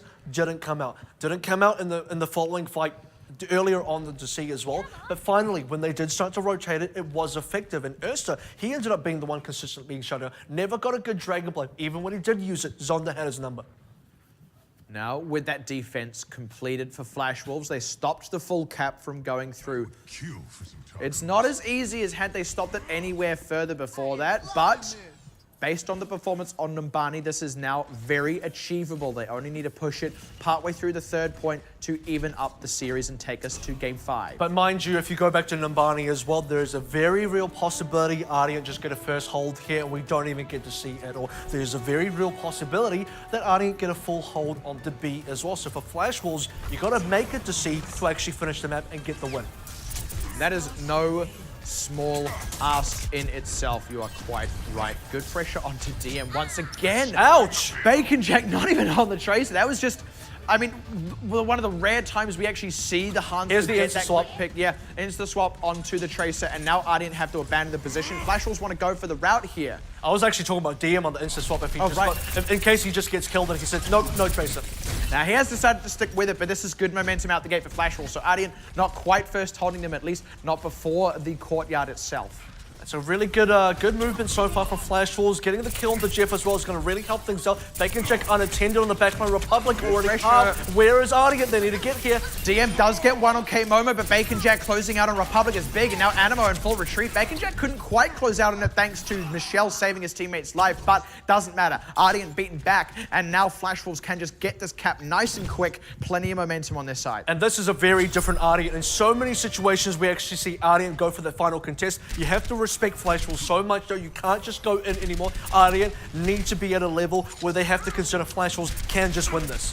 And they really, you're quite right, need to respect that. They are to an extent, but Flash Wolves, now we get to see how their momentum-based gameplay comes through in this Streets phase. Again, the first time we've seen Escort from Ardeont, and so far, it's been a Flash Wolves story, but it will continue to be a Flash Wolves story until Ardeont decide to make something happen. Pulse bomb out. 1v1. Doesn't quite stick onto Jeff. Now needs to affect the rest of the fight. DM can get his own pulse bomb out. Animo saves his team with that tactical visor, but Republic goes down anyway. DM gets the pick on Zonda though, that's big. Now Erster can start closing out with the Dragon Blade, but there's the double support ultimates. The sound barrier is big, but they still pick Sinclair, and he gets Realman as the sound barrier runs out. Is going to get out with his life as well, and they do repel Flash Wolves. And for the time being, Bacon Jack going down late is going to cost Flash Wolves a little bit of extra time, but once they get their players together, Zonda with the tactical visor might just get something done, because crucially there is no support ultimates on the Ardeont side as well. Both the Flash Wolves and Ardeont will be very vulnerable to a big burst of damage, and that is exactly what Zonda has. They really need to respect that. The ultimates are there for Flash Wolves, but they're relying on Bacon Jack and Jongi to be the ones to kind of break this high ground.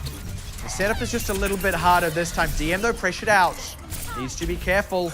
Try to regroup with his team, and now the tactical visor goes out as that sends Ardeont heading for the hill. Need targets. No kills just yet. Yeah, needs targets, but he's created the space. DM. Oh, Zonda walks back into the pulse bomb. Michelle actually does use the self-destruct and is not quite able to get back in the mech as Republic is going to pop out his own Primal Rage to match Jongi. Flash Wolves are making the space, but the card has been contested this whole time. They're not actually converting these extra kills, and now DM is able to go off, beating back Bacon Jack now, gets the kill converted, and that is going to again be the hold from Ardeont. And Flash Wolves are losing these team fights. Ardeont are just getting more and more value. Zonda not finding anything with the tactical visor. We talk about the power spikes. Now it happens when Ursa comes on as power spike. He gets the Dragon Blade out. Not even a Transcendence from Realman can save his team, but when Zonda gets a tactical visor, he's just unable to find a target, and Ardeont shut him down. Well-placed pulse pump from DM was all it required. Ultimates from supports now online for Ardeont as well. Suddenly, things get tougher.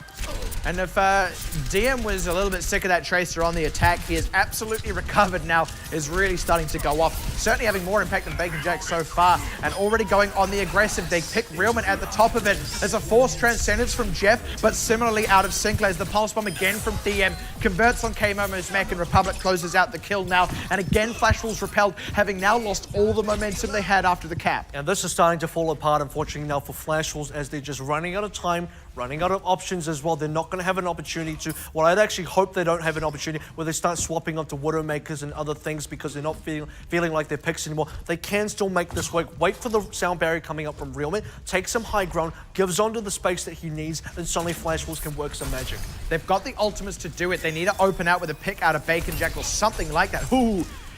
Nearly died as well, and now actually a little bit behind enemy lines. DM going in for the kill and gets it. That is so unfortunate for Flash Wolves. And well read by DM as well. It should be Ardeont now getting a little bit aggressive, or at least testing the space that Flash Wolves willing to give them. Flash Wolves though, they're saying no, we're going right now. But Jongi's already dead. The tactical visor has only found Michelle's mech. And that is not enough as Erster carves up the team now with the Dragon Blade, looking to close out on those supports. Indeed gets them. K-Momo self-destruct for nothing. Doesn't get back in the mech either. And just less time and less ultimates available this time around for Flash Wolves. And it was a big commit from both sides, man. You're absolutely right, because Bacon Jack went down, so did Jongi, and Zonda still committed. Realman still committed. Flash Wolves were in for a penny, in for a pound there, and Ardeont, they punch above their weight.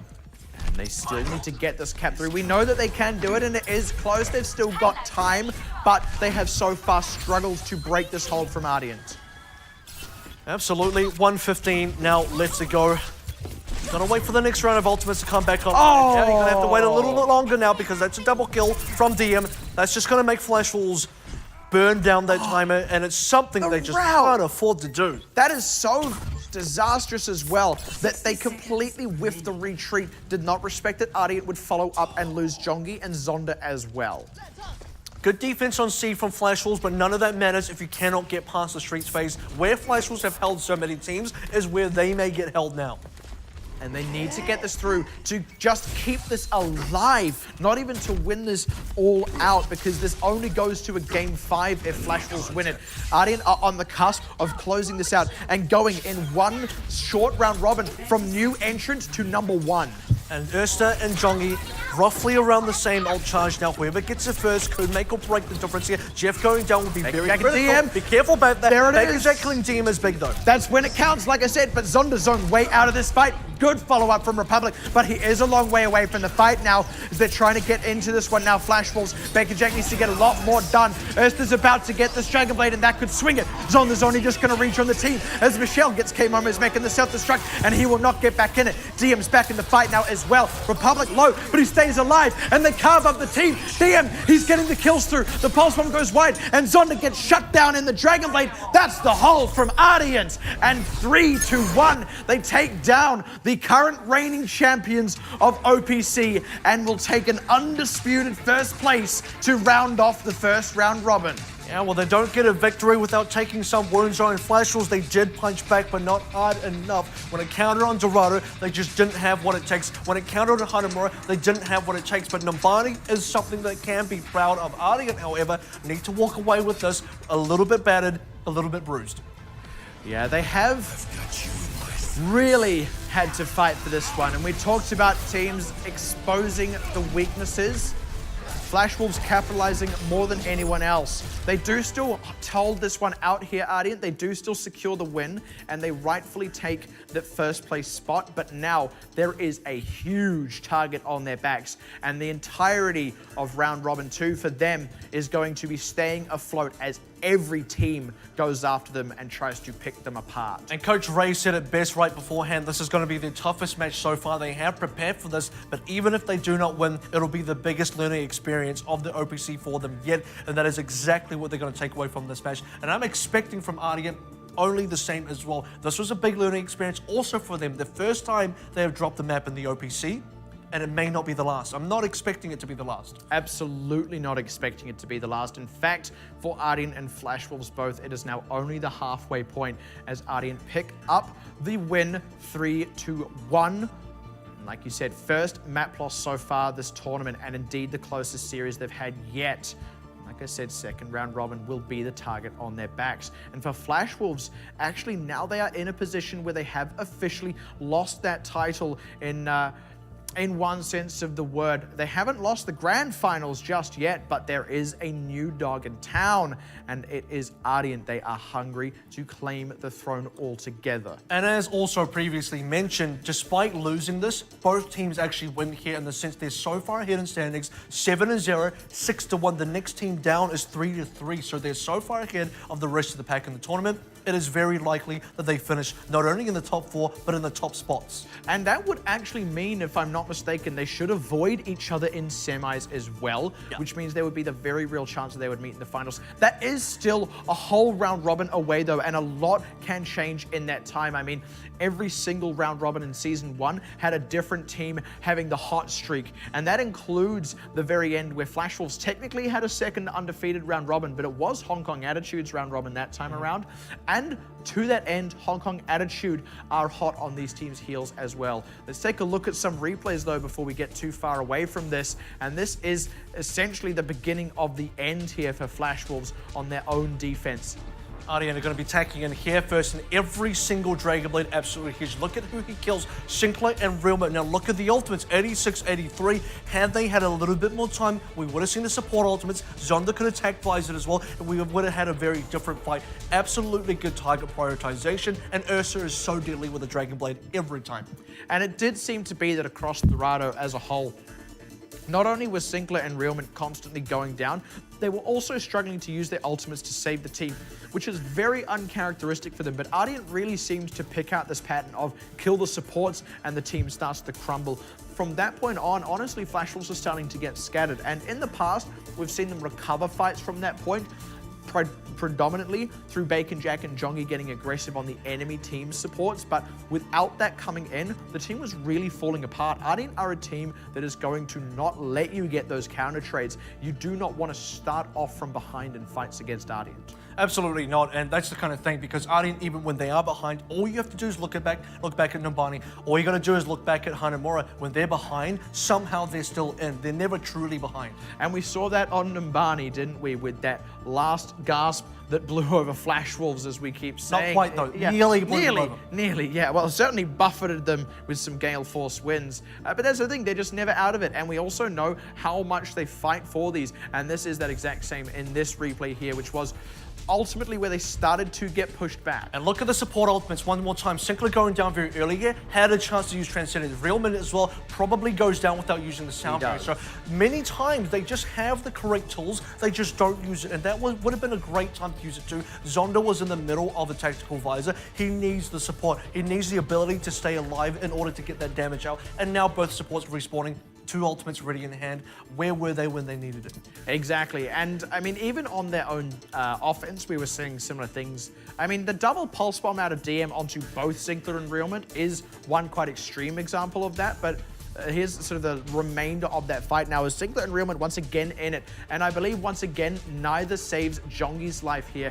He does start to pull back and they finally commit the sound barrier, but now it can just be matched. Before that, they did have an advantage. The payload had actually kept moving. It got a ton of distance throughout that entire stretch here. And suddenly they're out of support ultimates. They're out of really impactful ultimates in general, and they just kind of relied on individual kills. They did get those kills, but that was about as down to the wire as it could have got. And that was a big kill. If you sort of saw there, Ursa going down to Zonda. Ursa was midway pulling out his Dragon Blade, didn't complete the final words of his enchantment, and Zonda killed him right in midair. That actually gave Ursa another chance to Dragon Blade. We might see that now in the next replay. This will be the final fight as Ardeont come in. Well, actually, no, it was like a 2-second replay. Yeah. There we go. Let's just take a look at Ursa as he came back out from the base. And I mean, the way Genji moves, why not? That was a really intense fight though. And yeah, a lot of kind of misfires out of Flash Wolves, and you certainly feel there were more impactful times where they could have used those ultimates, and it seemed to be a common theme on the whole. You almost wonder if this had been a slightly cleaner Flash Wolves, if it could have been a different story on the whole. Now this is indeed that last fight where the Dragon Blade does come out. And the way they kind of repelled them this time, like I said, they could only really outfrag here.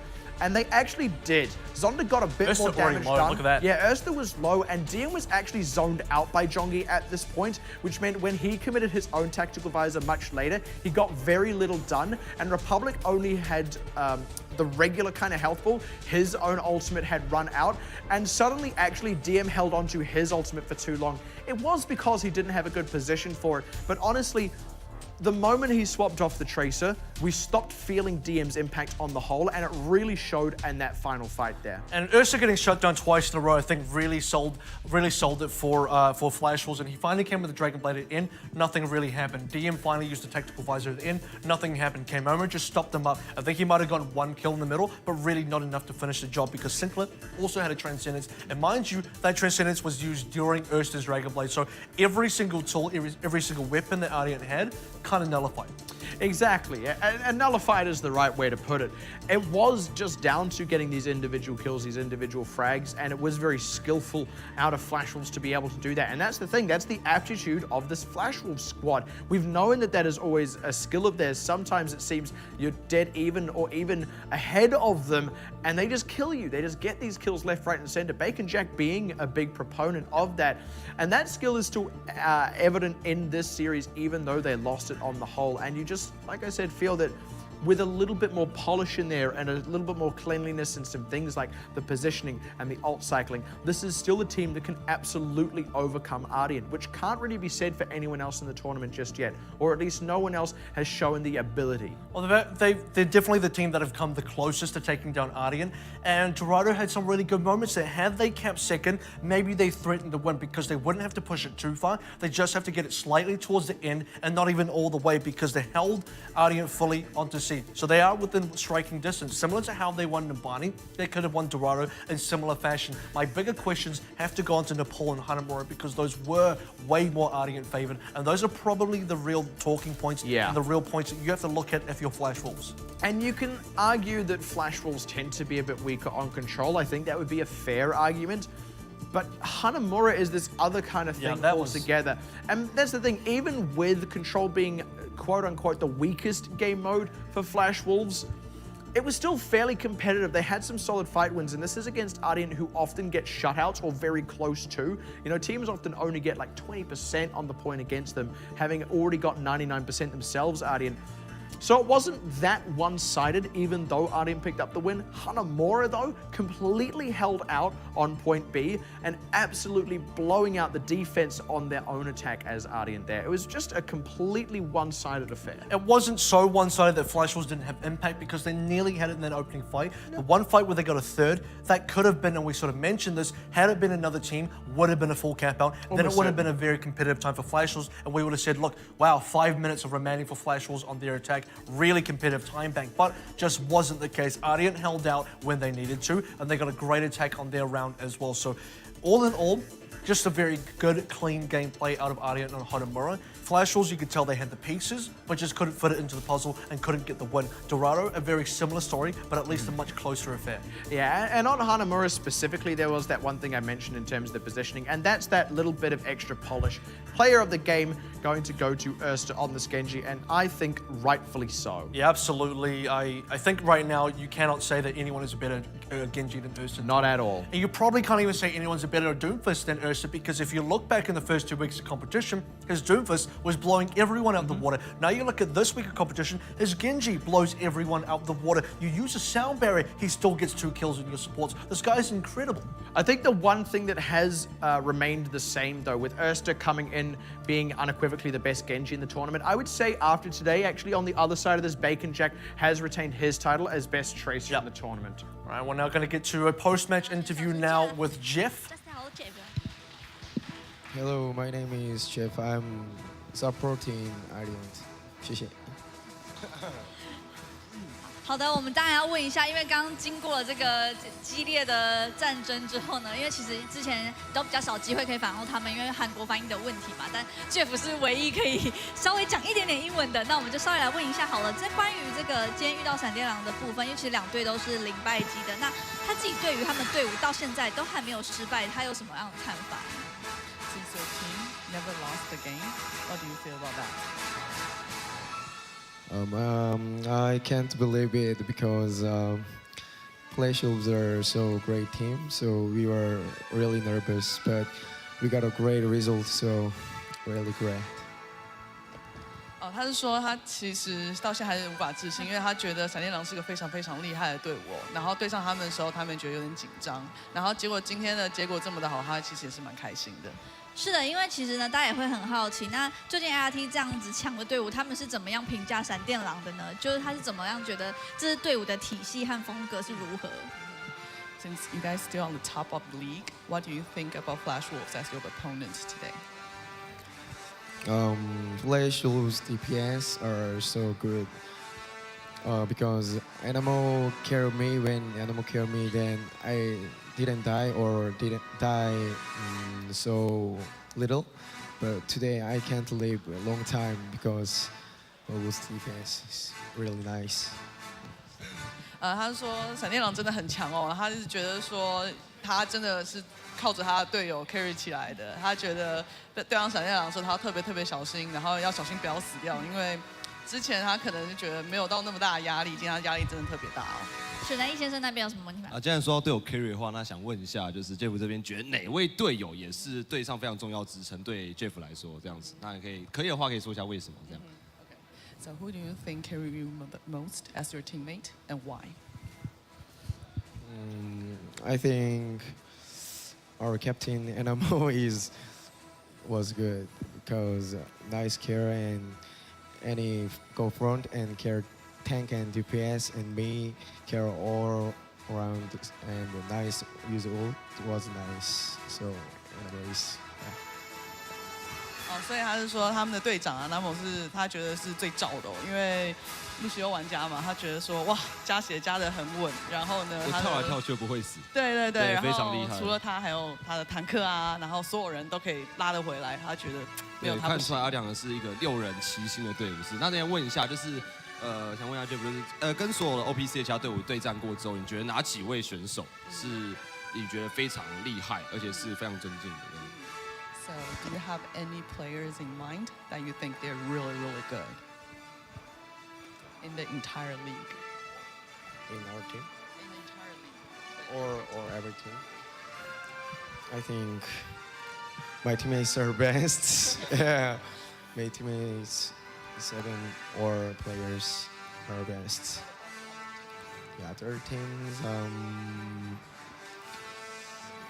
Blank Kumba is good because I met him very many times in Korean server or ranked game. Then he's nice a wheeler. OK，他的回答其实是他真的觉得他自己队友，他真的很喜欢他的队友，他觉得他队友真的很厉害。只爱自己队友就对了，然后了解可以。没有，他还有讲一位选手，他说呢，他觉得张达非常厉害，是因为他在韩服其实遇到过蛮多次张达的，然后他现在在比赛的时候还对上他，他真的觉得哇，果然是很厉害的高手，非常一流的选手这样子。但是那也谢谢 Jeff。是有种网友见面会的感觉，就平常都在网络上遇到，然后现在真实我们就是要遇到对方了。那也很期待之后两队的交火啦。那我们这边休息一下，等一下最后一场比赛就要开始了。And that's the post-match interview from Jeff, and the thing that I really picked out of that, which was quite interesting, was going back to the veterans of the team, the ex-members of Mighty AOD. It is the captain Animo, the shot caller as well. Then Urster and DM, who we've already seen were really good. So a little bit of old, a little bit of new. It's the 3 old members from Ardeont and 3 new members added in, put together, makes a really strong team. Yeah, and makes a team that is now first place in the standings. Very well earned as they take out Flash Wolves, who were tied for them in what was their hardest series yet. And I guarantee they will face harder in the second round robin. But for now, they can rest easy for just a moment. But we aren't quite done tonight. Not yet. There is one more match to go as we finish the first round robin, and it is AHQ taking up Blank Esports in the other tie that we have so far in the standings, and that all happens after this break.